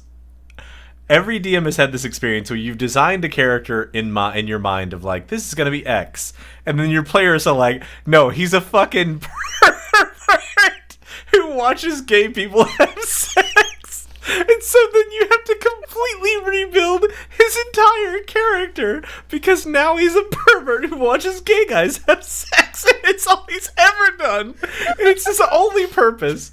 Oh God. I made him to be this like serious. He was gonna be one of the possible mentors, but also the rules of this world are that adults don't help anything. So fuck me, God help. Okay, all right, sorry. I love this so much. Okay. Gay dead Okay, pervert. dead- Continue. Dead pervert. Oh, I'm sorry. I didn't realize how you identify. I have not signed up to your side, but Mr. Bodyful of Eyes has said that I am part of your side. Now, it is my experience that Dennis also is said to be part of your side, but he doesn't remember ever signing up for your side. And implied consent is not full enthusiastic consent. It's a new concept. I'm sure it's going to catch on at some point. But Well, this is the early 2000s. We don't have a lot of these conversations happening, but I'm glad you're starting them now. It's my good. sisters are very progressive. My I sisters love are very that for progressive them. and It very seems important. aggressive. And maybe I should consider that in my own life before I begin to ethereally creep on young men having carnal knowledge of one another, and I should ask first if I may be allowed to watch and even perhaps participate. Maybe that would be something people would allow. Anyway, none of that, all that aside, he looks at you and says, We're talking about souls. you have not had, you are not on the side of the dock. Dennis is at his own behest. He does not have to be. He just has done a lot of chaotic things, and therefore, kind of by happenstance, has been Hey, kind of the dark side of things. Yes? I take umbrage with that. You made a man deep throat you in a cemetery after having just fought another entity and beaten it to death. Tell me how that is not Oh. That chaotic. felt very heroic to me. Heroic We're is confusing all one of the ticks. word. We're confusing all of the ticks. This is erotic. It's not heroic or chaotic. It's erotic. You both need a dictionary. Erotic. No, Erotic. let me be clear. The light side is very organized, order, contracts, all of that.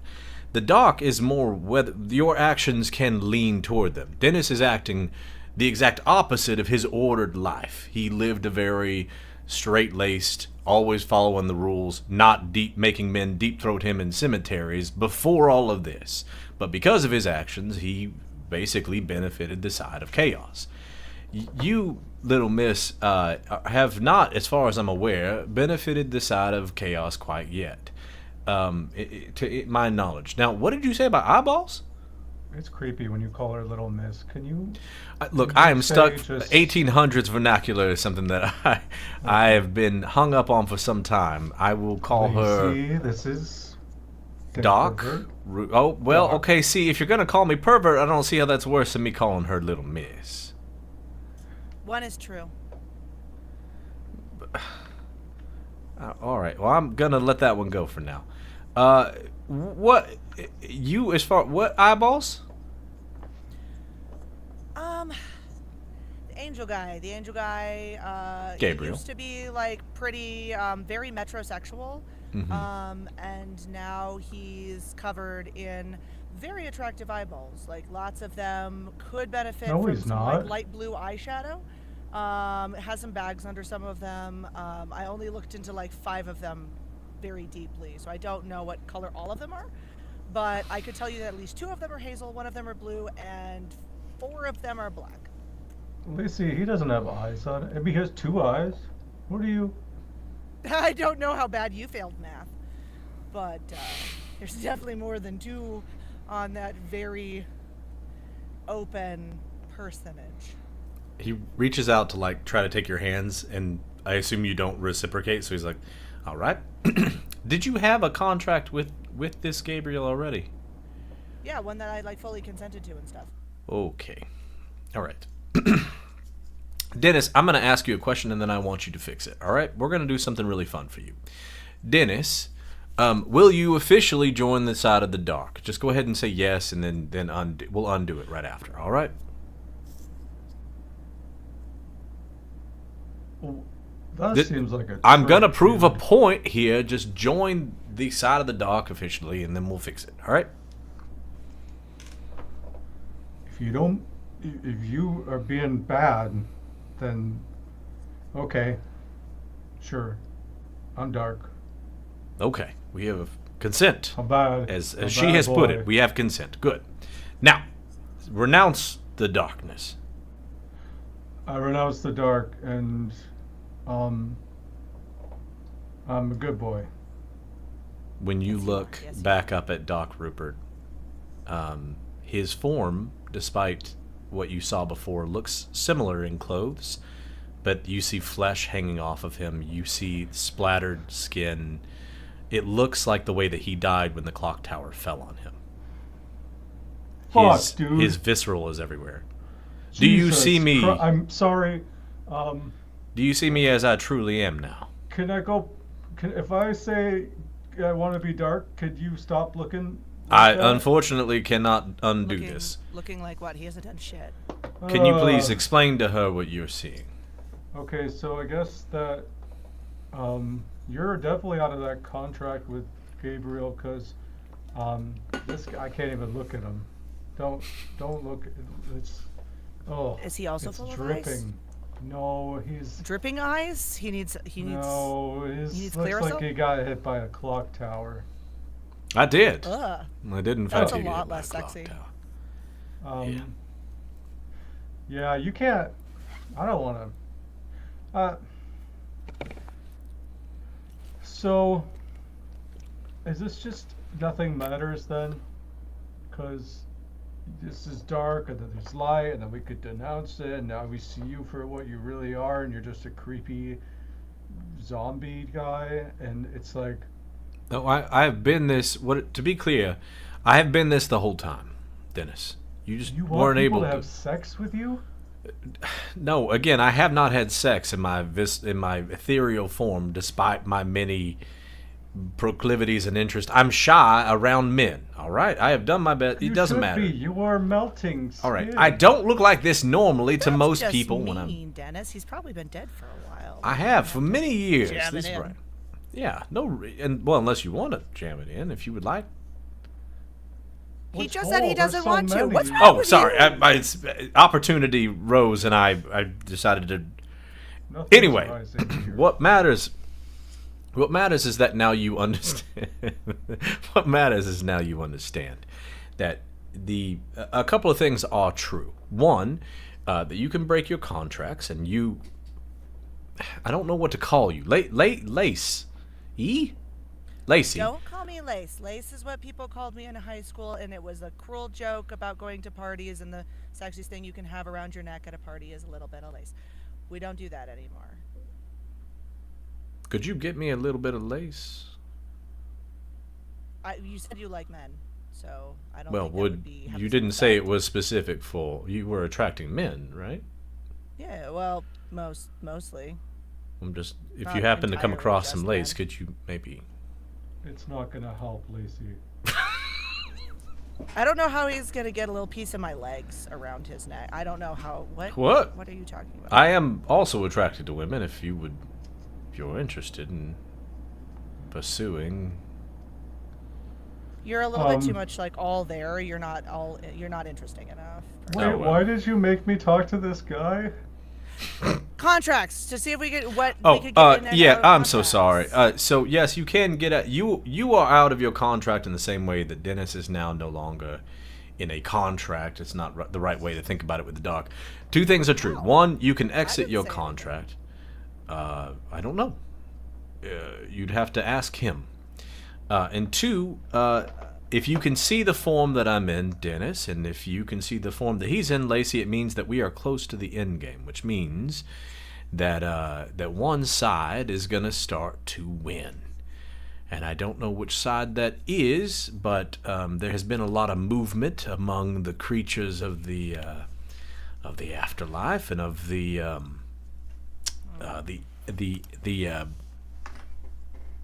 ancient ones, and I'm sure that that means that things are probably going to get a little bit crazy soon. So But I if just I'm- watched all of my friends kill my other friend, and then that friend came back. I don't know if you can get much crazier than that, but it probably sounds like it'll at least get crazy in a fun way. the last time this happened,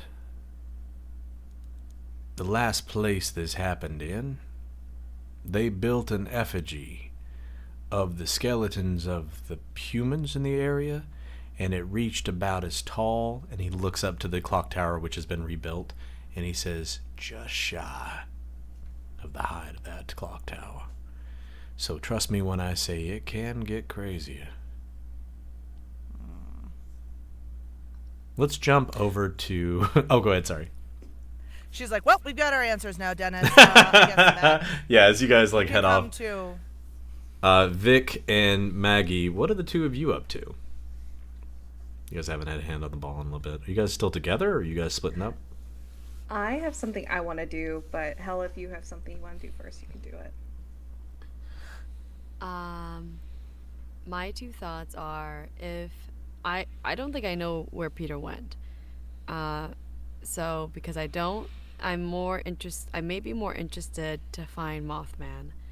Because if Peter got raised from the dead and Mothman also took Amy's body, then maybe. No, Mothman didn't take Amy's body. The Coven did. Oh. And you know you can get a hold of them by going to the bar, because at least one of them works there. Guess who's going to the bar?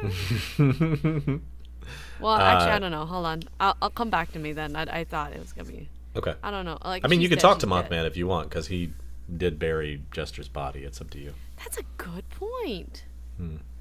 Mothman! Do you go out to the forest to I look want for to go him? find Mothman. Like, he feels less least bad. As you're walking along, I'm going to jump to Maggie here in a minute, because as you're walking along toward the forest and the trees start to get more and more thick, something that begins to surprise you is you start to hear like noises, like little clicks, like click, click.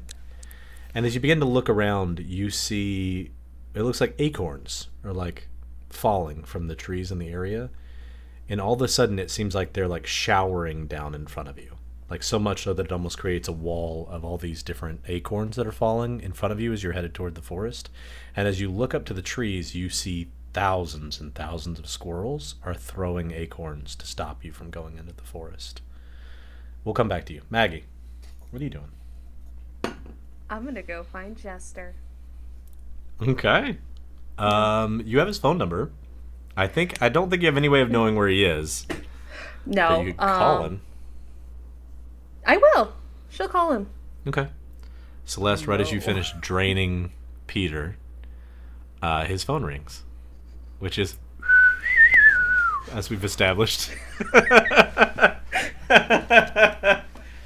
Yeah, immediately picks it up. Goes, hello? Hey, I need you. Got a sec? Yeah, what's up? Meet me at the edge of the forest. Okay? Okay, yeah, sure. She's gonna hang up. Okay. So I gotta go? Of course you do. Because everyone's always more important than me. Leave.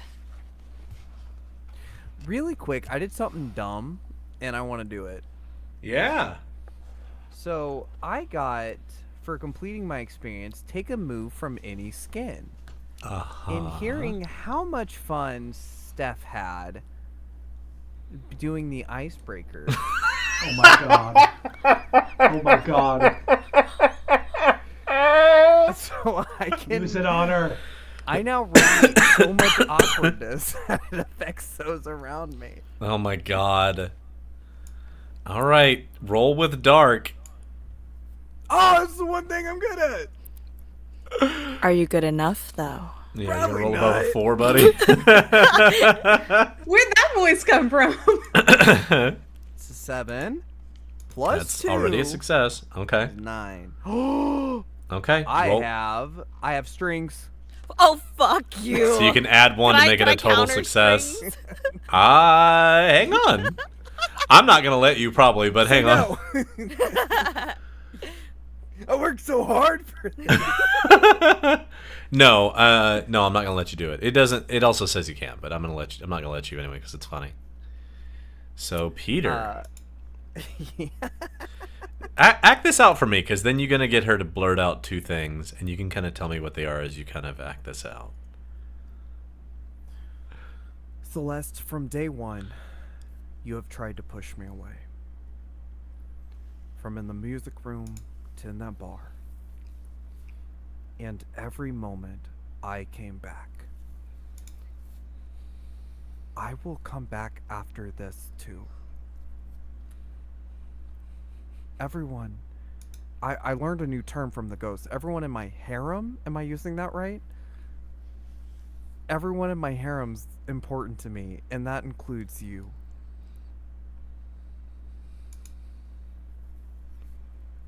Give me another shut someone down roll. Yeah, do that too. Yeah. Let's do both, because that would be really funny to have both happen at the same time. Was it bad? It's not as bad as it has been, but it ain't great. It's a 3. Yeah, it's not gonna do it. I mean, we can just cut that part and I roll again. No. No. You get to ask. You get to have her blurt out, because you got a 10, 2 questions from that list that they have to answer truthfully. That they have to blurt out as you're talking to them. Which 2 do you choose? Ooh. The first one is. God, all of these are so good. They're all so good. What do you wish I'd do? Oh, you're not going to give both questions? Do you want? Well, you're gonna answer the. You have to answer the first both one truthfully. first. Yeah. Okay. What do you wish he'd do? I wish you'd tell me what your fucking game is. I want a deeper answer than that, Celeste. What do you want him to tell you about his game? Something that's deeper, more truthful than that. Why do you want to know what his game is? Celeste got in trouble. Pull out the paddle. I plead Why- the 5th.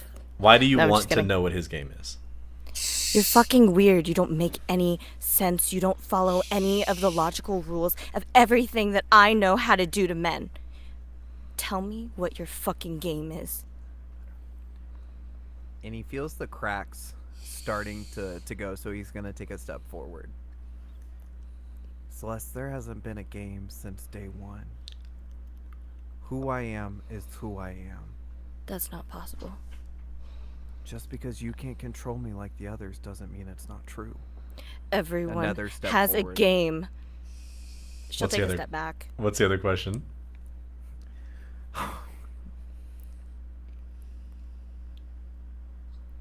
Do you like me? Give me another shutdown roll. Please. I'm giving you every opportunity This is your, to break I me believe, out of this fifth shit. time to stop it. I think It's got a think this has minus to be one, it, or- which does not help. God, it's Let- it's a 5 and a 1, so it's like Yeah, 6 minus 1's a 5. I know. The dice Even are if you telling a even if you story. take one, well, hey, how many strings do you have? that I already used one, so I only had one more. Oh, Yeah. but I haven't leveled up again. Oh, yes, I did. I have the power flows through you. I can give the dark power in order to add 2 to my next roll. Mhm. So if you let me, I add will it let to you this do that if current you roll. want to give it a. You want to give it a string, or what do you want to give it? I'll go ahead and give it a string. Okay. Puts me close, but not Yeah. at it. How many strings are you at right now with him?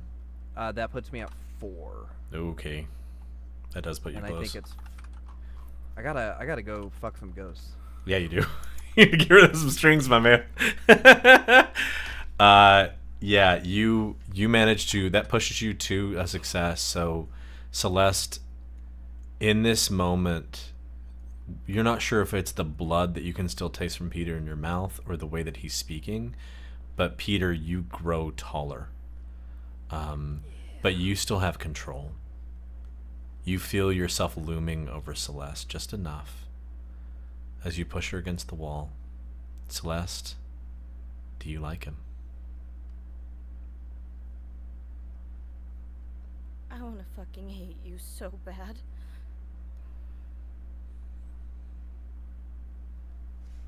That's not a no.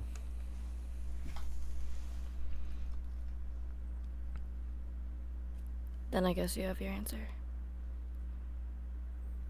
And he kisses her. And then he pulls back and he goes, like I promised, I will come back. And he leaves. Oh, fuck each other. Sorry. I This got slow something else burn to is. do. I got a phone We're on call. episode 8. God damn. Fuck already. Brother, No, I'm he's sorry. it's fine. traumatized by phone calls. No, I know. I'm kidding. It's fine. Don't worry. That Um, means there's still time. We're only on episode 8. Celeste, you are broken from your darkest self. As he leaves the room, the power that you wielded over Peter, you feel it vanish as the door opens. You are yourself again, and that is both comforting but also somewhat terrifying as you begin to recall the last few weeks, the things that you've been able to do that now you feel like you are not as confident you could pull off, and you just pissed off the entire faculty and are going to have to deal with that as yourself without the power that you've been feeling. Let's jump to Maggie and Peter. As you two are, as Peter's, you're going to meet her. Peter, as you're going to meet her, the two of you kind of head that direction. Maggie, you'll get there first. As you head toward the forest, you see Victoria standing near the edge of the forest as she seems confused by something that's happening in front of her. In the distance, you hear what sounds like rain. But as you get closer, you realize it's something weirder. There's just like a bunch of... Although the trees don't appear to have any leaves, or as many leaves, and they definitely don't have any acorns or anything, you see a bunch of acorns just falling at the entrance that leads into the bridge to the forest. And as you look at it and get closer to Victoria, the two of you both looking at all these squirrels basically throwing a bajillion acorns to stop your entry into the forest. What do you do? I don't go near her. That's not my Okay. fucking problem. I have something I gotta do. Okay.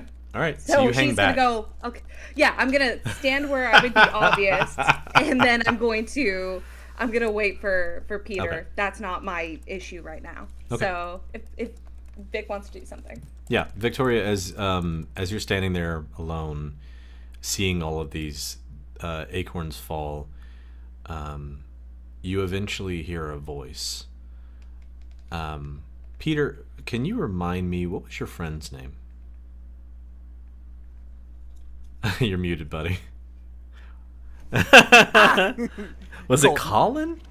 Colton. Colton, thank you. Yeah, really red hair.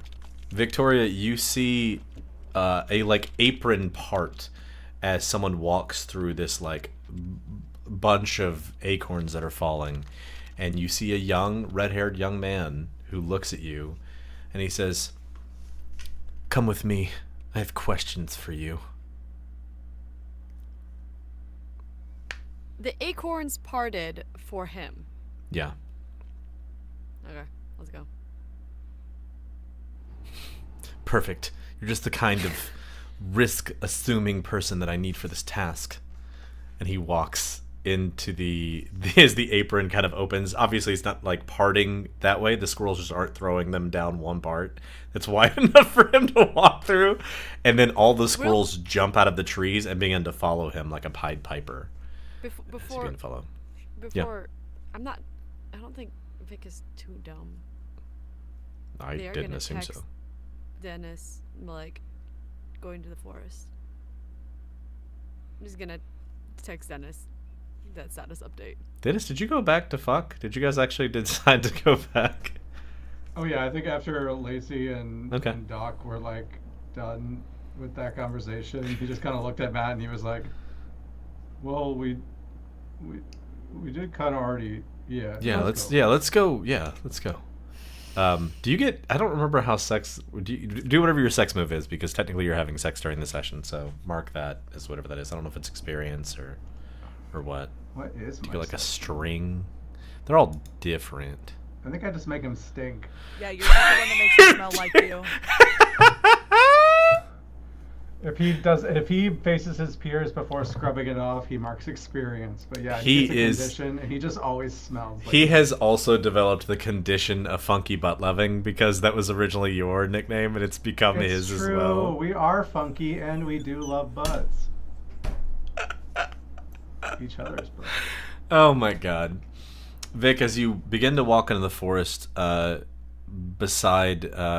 this young man who is seemingly commanding these squirrels, you watch as all the squirrels kind of gather around and form a wall to the forest gate, the forest bridge, basically blocking the view, and then forming like a half dome of squirrels standing on top of each other, and they're all kind of chirping, and he goes, "Quiet, that's enough," and they all like immediately get quiet. Are you a guardian too? I am. I'm a guardian of the light. My name is Colton. And I, was raptured and reborn as god of the squirrels. Cool. I'm looking for a creature that looks like a moth. Oh, the Have you Mothman? seen them? Yeah. Yeah. He and I have talked a few times. He lives in the forest as well. Can I schedule an appointment? I think if you just yell Mothman loud enough, he might come by. Sometimes he just kind of does that. Mothman! And you literally see him just walk up from behind a tree. He was like, "I was actually watching because this is always really weird to me that he can command squirrels. I've never seen anyone do that, and it's a really stupid power, if I'm being perfectly honest. But I kind of love it because it's so weird. And I kind of wonder if he can sense every time I eat one of the squirrels. Can you feel this?" And he grabs a squirrel and just goes, "Can you feel that when I do that?" And Colton looks at me like, "Don't touch my squirrels, my friends." Okay, well, anyway, how can I help you? You took Peter's body, Yes. and now he's back to life. He is? Oh, You did not know this. no. What did you do to it? Put it in the graveyard. I was tempted to eat it, but he was made out of obsidian, and I didn't know how that would feel. Is it a special graveyard? It's the one that's in the forest with all the ghosts. Uh-oh. Uh-oh. Hey, what was your name? Vic, can you do this again? Um, we may not have much of a choice. I didn't do this, but what do you know about the end times, Vic? What do you know about the quote-unquote end times? The 4 horsemen are supposed to come, and there's gonna be a bunch of bad things, and Some of the bad eventually things. everybody dies. List some of the bad things. Famine, disease, war, kind of associated with the 4 horsemen. Yeah. And like also the Oh, dead will rising rise. from the The dead. dead The rise. dead- Yeah, oh, the dead come back. Yeah. So the rapture thing has been apparently fed enough to raise the dead. So hey, we have a possible problem. So we can do this again. I'm currently concerned that it may already be happening, and we're real close to a graveyard at the moment. So I need to bury her to get her back to life. Bury who? There was another lady that was around Peter's body. And Oh.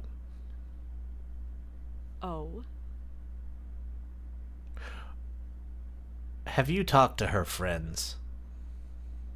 No. You might want to talk to her friends. Can you just tell me? I'm right here. You could. I don't have to travel across the campus. It's just a guess. It's just a guess. But this town was accused. This area was accused of being a host to witches, and part of the reason that happened is because the art of magic is not really all that real until the veil gets thin, and when the veil gets thin, you can kind of do things you shouldn't physically be able to do. One of them raising the dead, and as Yes. one of the reasons this town was accused of being full of witches is because the veil was thin and they were actually witches. So I just need you to understand that they may have already done it. Okay. If not, bring her body back here to bury in the grave, and then she'll come back to life. Sure. Did you like her that much? I think we can all agree it was too soon for her to die. Okay, weird way to say that, but cool.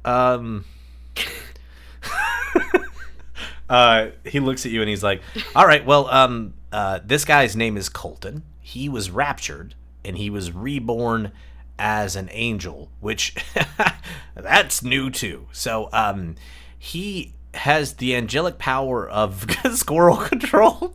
Sorry, it's weird every time I think about it. But he can only talk to squirrels. Like, why just Anyway, it's very weird. Localized powers get weird. And Colton looks at you and says, yes, I am a defender of God. And also, it's important that I manage the squirrels because otherwise there are so many of them, they would honestly kill everyone here. And Mouthman looks at him and kind of pats him on the head and he's like, anyway, I don't know what to do with him, but he's been out here in the woods for a bit. Maybe, like, take him with you. That would be cool. I'd love to be rid of him. Sure. Can you explain more about the sides? What? Yeah. I have to pick a side? Well, it doesn't really matter if you pick one. What matters is if you want one to win. I don't pick a side, and I've never lost, per se. But I think that's probably for the best, because I think if one side wins, I probably am going to disappear. I'm getting a little Beetlejuicy as the further I go as Mothman.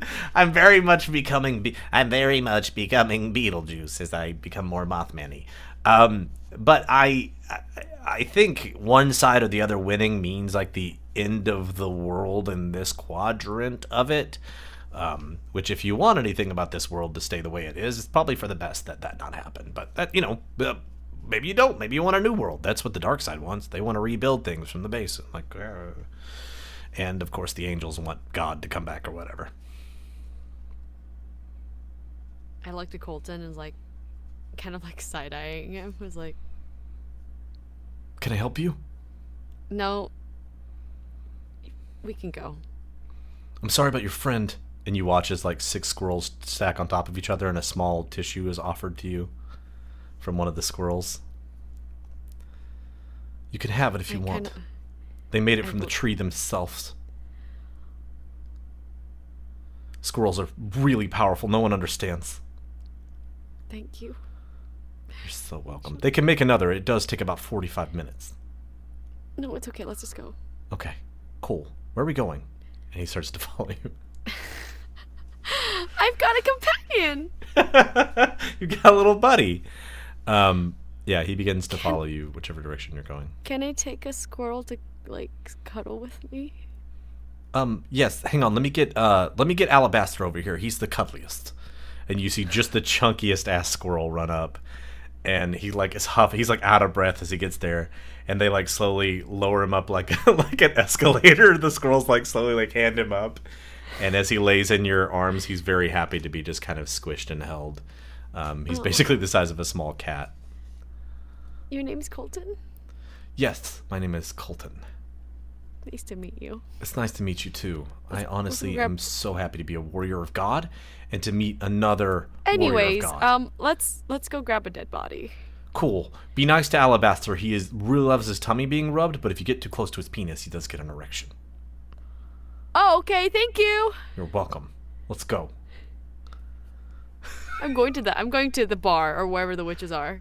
Yeah, okay. The bookstore? I don't remember what they're The, called. the Tea shop? bar. We're going to say the bar has a bookstore inside of it just because that's pretty fucking sick. Maggie, what are you doing? She's waiting for Jester. I imagine she's near the river, Okay. and she's just kind of watching it as she's waiting. Okay. As Peter comes up, you guys are kind of reunited. Hey, so what's the emergency? Well, there's something I want to show you, but I don't know if we can really get past, because there's a wall of acorns. But, like, I can still verbalize if you got a minute. As you look in Yeah, that I have direction, it time. seems like they're gone at this point. The wall of acorns. What wall of acorns are you talking about? What? Wait. It's been a little while at this point. Yeah, no, I'm just seeing things, obviously. Okay, come on. And then she's just going to start walking. Yeah, he follows. He's like, God, everyone is telling me what to do today. You got a fucking a leash around you, my man. God, coming back to All the life women are like- sucks. Everyone flaps me and Well, everyone this pulls me depends on what around. you're into, because being dragged around by women may in fact be some men's version of heaven. So. Coming back to life is awesome.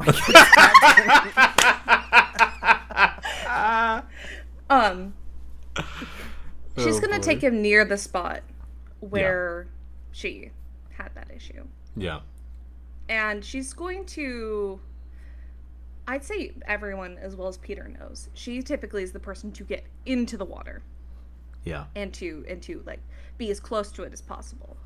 But she's purposefully standing a good distance away from the edge this time. Mm-hmm. So,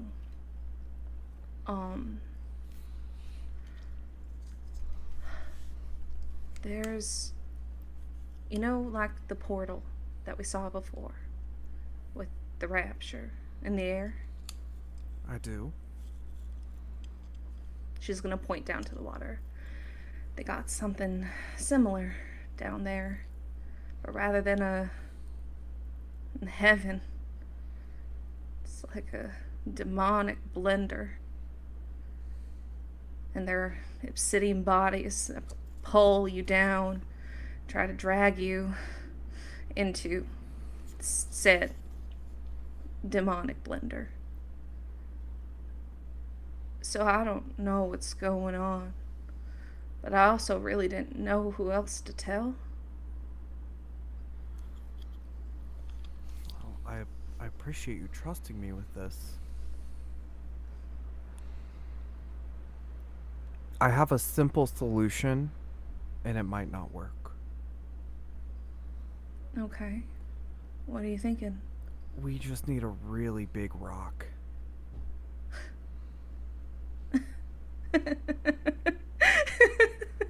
And like she actually will like turn around and start laughing. You don't realize how much it sucked here when you were gone, did you?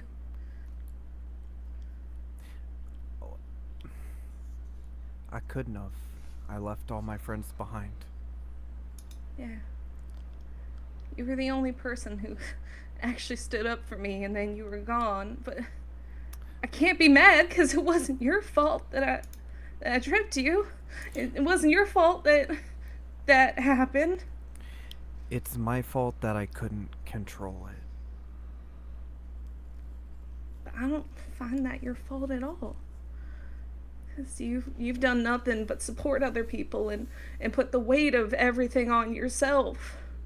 You stood up and you were here for everyone. And when no one else wanted to stand up and they were just being selfish.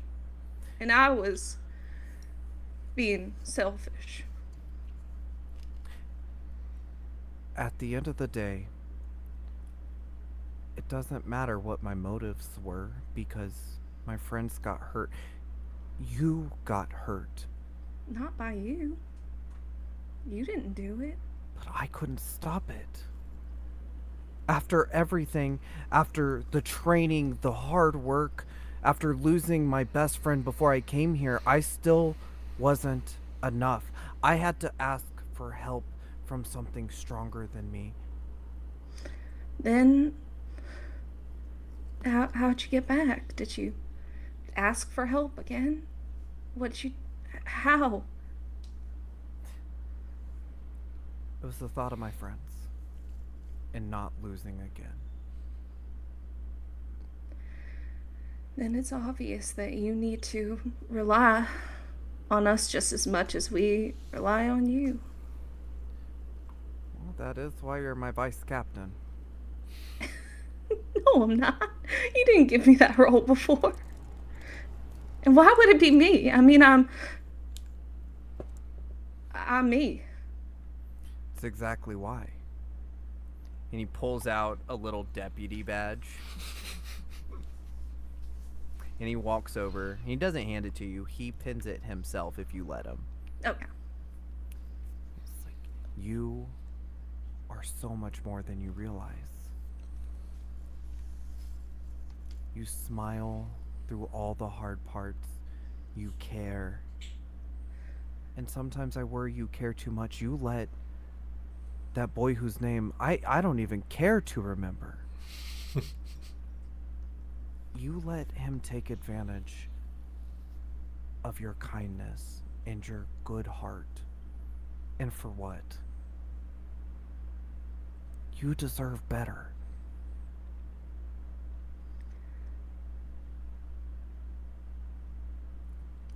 I have to roll something. Hang I was gonna ask. on. Yeah. Just in case you're wondering, I rolled a 5 and a 2. I think I think in this case. Okay, thank you for knowing. I think in this case she is. Yeah. I don't even know if it's worth rolling because you already would technically succeed, right? I want to be clear. I think the way that Celeste was kind of not forced, but she has to kind of be put in her place to be pushed out of her darkest self. That's what it says. Maggie, yours is about you. So I think I want you to roll. What am I rolling? I mean, you can justify a lot of things here. Keep your cool. Can I roll dark? Shut someone down. You can roll dark. I think that's good. Like gazing into yourself to try to find. Yeah. Partial success. 9. Okay. With a 9, you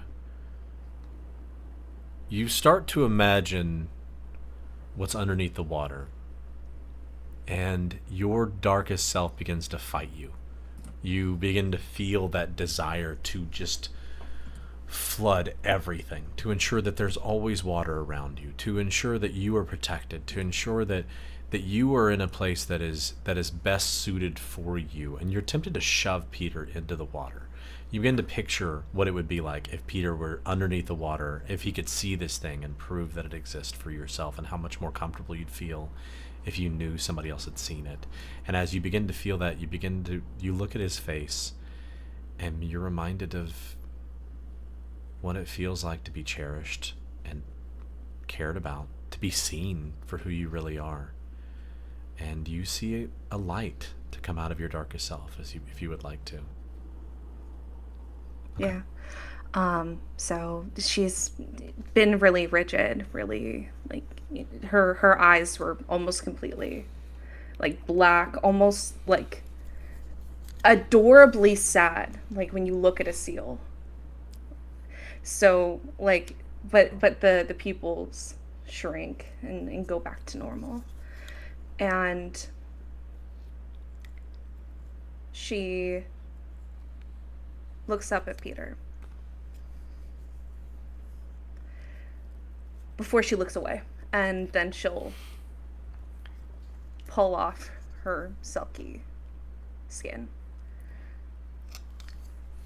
I have realized a lot of things because of you. And to be honest, the night that you died, I was just gonna run. I was just gonna leave. Because I've been... And she's gonna show the mark of the beast that she has. I've been named. I've been ruined. In God's eyes, I'm probably well beyond tarnished. But you never made me pick. You've never forced my hand. And you've never made me want to run. So please, so I don't run. She's gonna hand it to him, or towards him. Make me stay. And before he takes the skin, he steps forward and wraps you in the biggest hug. And he just like, he holds you and he puts his head in that crook. It's like, I'm just so happy you're back. I don't know who that was before, but I'm just happy you're you. You don't need me to stop you from running away. But I want you to.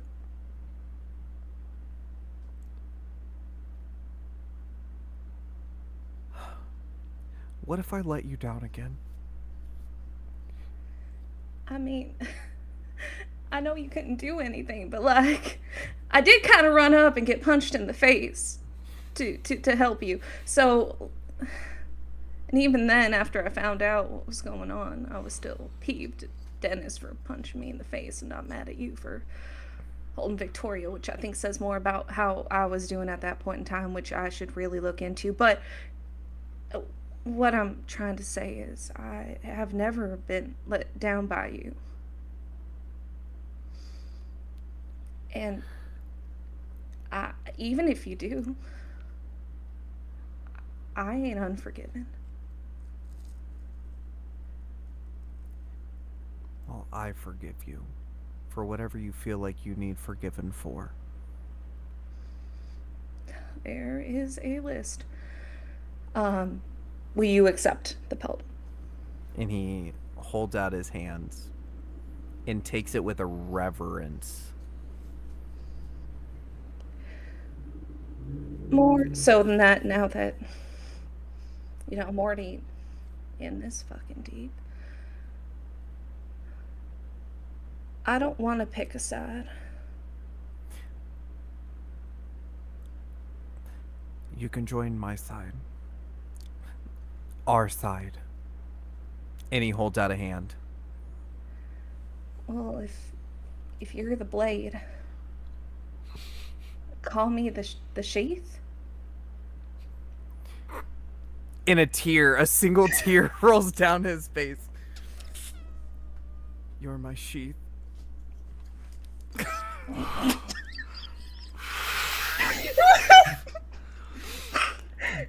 Jesus Christ. Peter, when you're handed the pelt, you feel overwhelmed with the need to give Maggie a quest.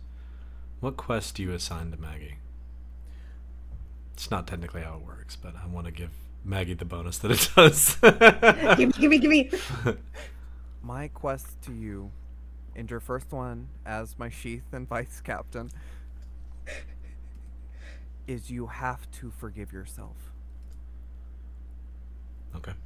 Okay, you couldn't pick something easier for that No. first time. This is the Anything challenge. anything that relates to you forgiving yourself, you have a +1 to from now on. Okay, cool.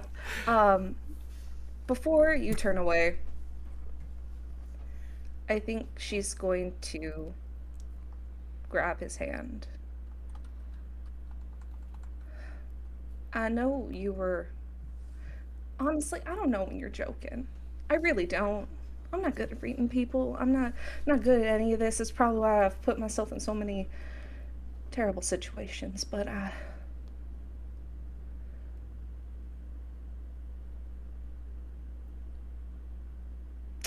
and I think she's just going to lean in and up, and she's going to try to kiss you. He Do you want to roll for it? I think I know what I want to have happen. It's how I want to word it. Mm-hmm. He takes a step back. He goes, I made a promise to go back to someone.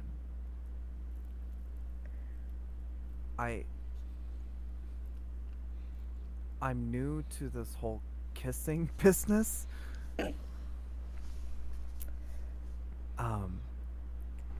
But it doesn't feel right now. Oh, no, that's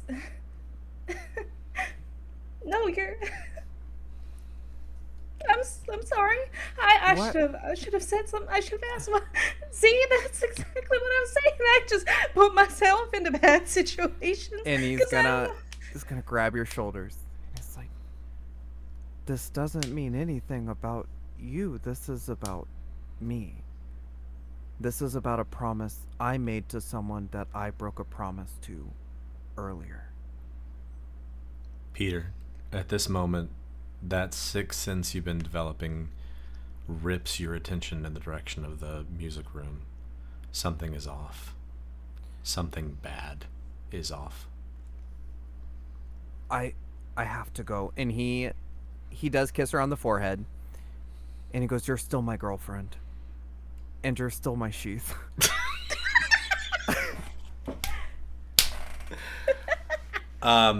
We're gonna He goes, start. save that kiss for later. And like, he does run off because he's still so confused on what it means. Mm-hmm. Maggie, where are you gonna start heading as he runs off in that direction? Oh, she's not doing very good. Yeah. I think she's going to just. I think she's going to.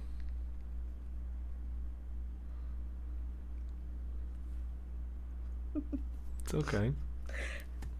It's okay. You're playing a teenager. You can justify anything they do at this No, point. I know. They're 18. Oh, no, I know. She's gonna text Scott. Okay. He invites you to gonna come say- over. Well, go ahead. She's gonna say, no. Meet me Where? This is what you in the get back. forest. Perfect. Where in the forest? She's gonna text Jester and ask, I want to meet you in the forest tonight. Where? As You know you're that sprinting, you see cemetery? that. Meet me at the edge of the cemetery. Okay. Lacey, where did you go after talking to Doc? So, first she'd probably go back to the dorms to see if anybody was back there, and like obviously nobody's back there, yeah. Because she's just kind of like thinking about what is her next move. Because Doc says she doesn't belong to them, but Gabriel says she doesn't belong to them either. Mm-hmm. But also, Doc seemed to imply that like the game's made up and things don't matter. Mm-hmm. So she's going to go. Is the chapel empty right now? Yeah, generally after the chapel happens, there's like a, a little bit of time where it has like people in it, but by the time you would have gotten all that done, like it's getting later in the day, it's the sun starting to set, and nobody's in there unless it's a like choir night or something, which it's not right now. So it's largely empty. So she's gonna just go sit on the stage, and she has that book about how to kill angels on it. Mm-hmm. And she's just gonna sit down, and she's not gonna yell. She's just going to say, "Gabriel, you had your fun. You had your little crush out. Get your ass back down here. We need to talk." Okay, we'll come back to you, Dennis. As you finish having sex, and it's getting near the end of the day. As you finish. As you finish. Do you want to reenact? No, I'm kidding. What would you guys have done after to kind of like close out the day? What would you guys have done to like close out the day? You watching a movie? Are you doing? What would you guys be doing together? I had a little moment that I thought as a little cliffhanger for Dennis, if you, unless you had one. Go ahead. Let's see what you want to do. I was picturing them like having sex and cuddling and watching a movie like they usually do, and then I think Dennis has a realization that he told Jester something before he died, and now there's a strong chance that someone alive knows Dennis's secret. Mm-hmm. And so Dennis just texts Peter and he says, "We need to talk." As you text that, hang on. All these texts to Peter. He's a little busy. As you send this text to Peter, you look up from the text message with the movie playing on in the background. And as you look out your window, you are shocked and confused for a moment because you see a face looking back at you. And you think, why is somebody looking into my window? But then you recall that you're on the 4th floor. And as you look at them, you realize that you don't see anything beyond their neckline besides a spine that appears to be drifting off. They look very much like a balloon suspended with just a spine and a head as they lean back like a large balloon and begin to tap into your window over and over again. Celeste, as after you've spent a moment kind of recovering yourself and trying to feel comfortable again, you look up to leave from the music room. And as you do... Oh, I would like to stay in the music room. Oh, you are. You are still in that music room because there's no, like I wouldn't try to like leave is what I'm saying. These little practice rooms have a very small window in them in order to preserve sound. And as you look up, someone is staring back at you, yourself, with a very large, very creepy smile, standing against the glass, just smiling as wide as they can, staring directly at you. And as you look at her, you hear Damien's voice come from her, and you hear her say, "I found a way back." Maggie, as you are sitting, are headed toward the forest, to the cemetery. As you're headed toward the cemetery, Scott is joining you.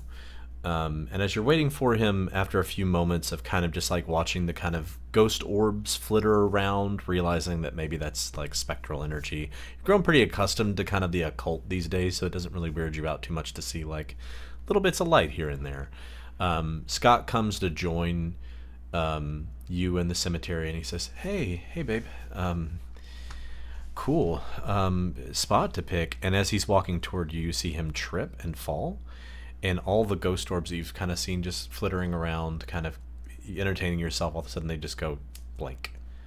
And as they do, you hear groaning as you look down to see Scott's head is bleeding just a little bit from where he fell. And as he tries to get up, you watch hands reach up after him out of the ground, and you hear as zombies begin to try to grab at Scott. Peter, you make it to the music room just in time to face the room that you just kissed Celeste in not that long ago, and you see Celeste. At first, you believe seeing Celeste, and then immediately realize the energy is coming from her. And as you see her, you watch, she puts both hands on the sides of this door, and she leans back and slams her head into it so hard that you see blood splatter all across it. Celeste, from your perspective, as she begins to slam her face against the glass, underneath her face is Damien's. As she begins to slam her face repeatedly against the glass, you begin to see his visage forming out from underneath it. And lastly, Victoria. As you go into the bar, the people who are there invite you. The one witch who's there invites you down into the basement, a place you've been before because it's kind of the like chill area for the people who work there. But as she invites you down, you and Colton, because Colton also comes, he makes all of his squirrels sit on the roof of the building. It's just a million. You've got Alabaster's fat ass is swinging in your arms as you begin to walk down the stairs. And as soon as you open the door and the door closes, you realize it latches behind you without anyone's like purview, and Colton is locked on the outside. And you hear him go, hello, let me in, please. I was with Victoria, please. I would like to also descend the stairs. Please, hello? And you hear him knocking, and as you turn back to look, you see lining the stairs down people made of obsidian. Each of them familiar as students that have gone to this school. And you see members of the coven sitting at the bottom of these stairs, and all of the couches and TVs and things have been moved off to the side, and they have formed some sort of large circle of runic design. And as you are walking down the stairs, you hear one of them say, the sweet little one who ended up getting kind of stabbed, I believe, if I remember correctly. She got kind of hurt somehow. She looks at you and she says, we realized we had to take precautions, and we found a book full of some magic, and Amy helped us read it. Amy's been to the other side, so she knows the other language. And you look and you see Amy standing on the opposite end of the circle, and she smiles really big, looking just like herself. And as she moves up to you, you watch as the obsidian people behind you form like a line blocking you from leaving as you're walking down the stairs. And you realize that in every dark corner of this room, it is lined with these obsidian people. And as you look up to the ceiling, in every dark corner of the ceiling, they have pressed themselves up against the walls and the ceiling. And as you walk to the bottom, you hear Amy say, honey, don't worry. I found a way to protect us so that what happened to me will never happen to you, okay? We're almost done. And when we generate this engine, we just need enough people to sacrifice again, and we can create it. Look. And she pulls aside a curtain, and you see a large rippling portal vortex. And if Maggie were there, she could explain to you that vortex looks really familiar to the one that she saw, that was churning people up and turning them into energy. And Amy looks at you. Yeah. Oh, go ahead. Amy looks at you and she says, I'm going to make sure you're never, ever unsafe again. Okay? I think there's one thing I want to make a realization upon seeing Amy, and I should be happy that she's alive and all those things because I wanted to bring her back to life. But I think the realization that Vic has upon seeing Amy is that she still feels empty inside. Seeing her girlfriend alive actually didn't fix anything. Yeah. You actually see she's wearing a cutoff shirt, and she has a runic symbol in a circle around where she was stabbed. And you can see this blackened rot around her stomach that seems to have been sealed by whatever runic symbols around her stomach are. And she looks at you and she says, I died, but they managed to bring me back, and I can tell you what the secrets are. I just need you to join. And you watch as she reaches out a dagger. And as she does, that's where we'll pick up next time on Rapture Hearts. I'm so glad I got like the least scary thing. Y'all got really scary things. For now, Yeah, it's yours the isn't scary at all. yeah. There's just a Talking room about- full of obsidian monsters that are Look, at I the don't witch's have a control fucking somehow. head balloon with a spine attached to it, bonking it against my window. Okay, that's terrifying. Thank you, Junji Ito, for making that thing that Seriously, I constantly I was like, God remember. damn it. Hell Junji Ito. yeah. Yeah, that's a terrifying thing. It could have been worse because it could have been your own head. Luckily, it was not that. Yeah. Yeah. Welcome. Also, is this a bad time to tell you that zombies are legitimately my like top tier fear? Oh no. No. Was it on our list? I don't know. No, because it's not a line, but I'm just Okay. legitimately gonna be freaked out. I will let you know if it's too much. But I'm just like sitting here like, Okay, stop us if you need to. no, be descriptive. It's fine. This is Okay. how I conquer my fears. It doesn't have to We'll be. hold That's your all I'm hand. saying. We'll hold one your was hand. it moth? Was it moths that we? Yeah, were scared of? motherfucker. I'm a Yeah, fan of moths, like we're the getting all- undead. Fine. We haven't done We're gonna- spiders yet. Does The anybody have last of them, spiders? yes. No, I already said that was a line in episode 4. I I know, literally I'm just teasing. listened to that today. Fuck off. Ethan's No, I like, know that one's a lie. I see your lines, and I raise you. You know what's a lot like a spider is a man made of spiders. No, I'm kidding. A man spider, as it were. Yeah, next time we'll be dealing with the That's my undead. favorite Spider-Man costume. Smash. Miters man. Smash. Smash. That's like Lacey seeing Gabriel full of eyes is like, ah, yes, I am a monster fucker. Oh, fuck. Hang on. God. Okay. Hey, Mealy, cut this part back into the earlier part. Maybe we can add a, like, rewind button. Hey, Lacey, as I you're... thought he was just gonna leave her on red. Yeah, sorry. Lacey, as you were sitting in the music room, or in the chapel, you hear the door literally open, and you see Gabriel walk in, again, just completely covered in eyes. And you hear him begin to speak, but his body is moving erratically and uncomfortably. And you hear him say, well, came back to the fold, did you?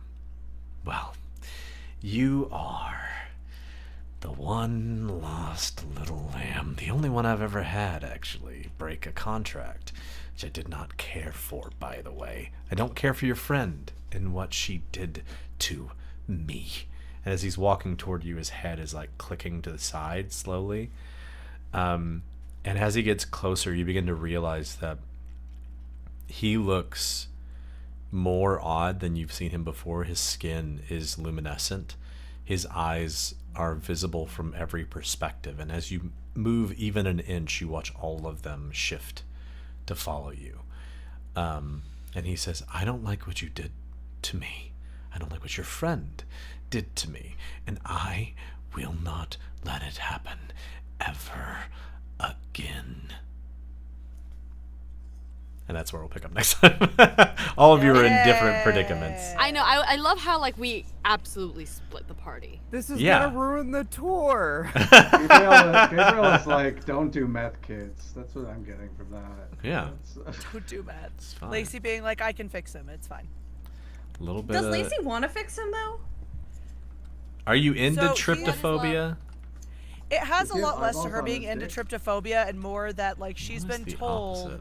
one of these places has a strict XYZ linear progression, and one of these wants things to just happen spontaneously, which is the least favorite thing of her entire life. So she's going, this is the only person I know who can get us back to like give me steps, give me bullet points. I wish there to be bullet points. Huh. I'm trying to figure out what the desperate for opposite of... What if you're attracted to things that have a bunch of different holes? Trichomania? God. Because Yeah, the opposite of phobia is mania. Trypophobia? What is the opposite Or of it? philia. Philia. Trypophilia, yeah, I guess so, right? Trypophilia. Yeah, that's Doris don't care is yelling, Philia! Trypophilia. If you're attracted to things with a bunch of different holes... Wow, the image that this All generated... of chat is screaming, philia, philia, philia! The image that By this all, I mean generated stories at of me... Mama. I don't want to send it to y'all because it's disturbing. What is it called? What did you look it up? Tryptophilia? Isn't that what that Phoenix song is? Trypophobia, Trypophilia. trypophilia. Okay, hang on. If you look it up, you're gonna get some shit. I'll be fine. Don't worry about it. Joke's on you, I can't spell it. Yeah, that's a. I'm not attracted to this, but that's cool. Tryptophilia? Trippo. Bo. Yeah, it sounds Stories like. says send it to stories. Send it to stories. No. Oh. Stories wants it. Stories consenting. They I can don't- consent to weird shit. Want to see this anymore? There's only one of these that I might like let me take out on a date. It's What? the ones that are the most terrifying are those weird, the ones where they put like that plant thing on people's bodies. The one that triggers trypophobia. I keep wanting to say tryptophobia, but it's trypophobia, which is also weird. I do not like this. Oh God. Oh, I need to get this away from me. Anyway. I mean, this is also kind of what Doc looks like when he was all messed up. So No, he was a squish You're into body. that. So we have trypophilia, we have necrophilia. this is fun. Yeah, What a this good is game. fine. What a good time. We're What a we're wonderful still on way too, to aren't explore we? kinks that shouldn't be explored. This one I feel like maybe shouldn't. Yeah, this one feels bad. This particular image is really. Ethan, your voice Don't went back to Google like that. fast forward. girl. Oh, did it? It's really funny. Yeah, Hell I love that yeah. it's crackling now. I don't like this. I don't like this at all. It's fucking glitching out of existence. I He's sound like nah. what's that fucking dude's name? Ben. Who's the guy who can't get his wife wet? Ben Shapiro. Oh, Ben Shapiro. Ben Shapiro. Yeah, the guy who can't get his wife wet. yes. You too can Do be y'all Ben know about Shapiro. this? She's The internet actually a fucking hates you. doctor, and she said that women can't get wet. So She didn't say that. He said she said that. That's not the same thing. So bad. Yeah. Whoa. Lacey, what's going on with you? You're the opposite. You're going slow. This stream is fucked, y'all. What's feel like happening? I'm playing Did, ben so Shap- did we summon Ben Shapiro? The ghost of Ben. What is Shapiro. this? The ghost? Is he dead? Thank God. I wish. This is wild. Is Charlie Kirk in the room with us right Oh my now? god, what is happening? Everyone's going insane. We It's gotta happening go. to you, Serenity. No, we gotta go. Yeah, The we gotta wrap up It's like this stream a because ghost. something is bad. Comes out of the screen. What the fuck is happening? Bye. All right, bye. Don't do stream. it. I can't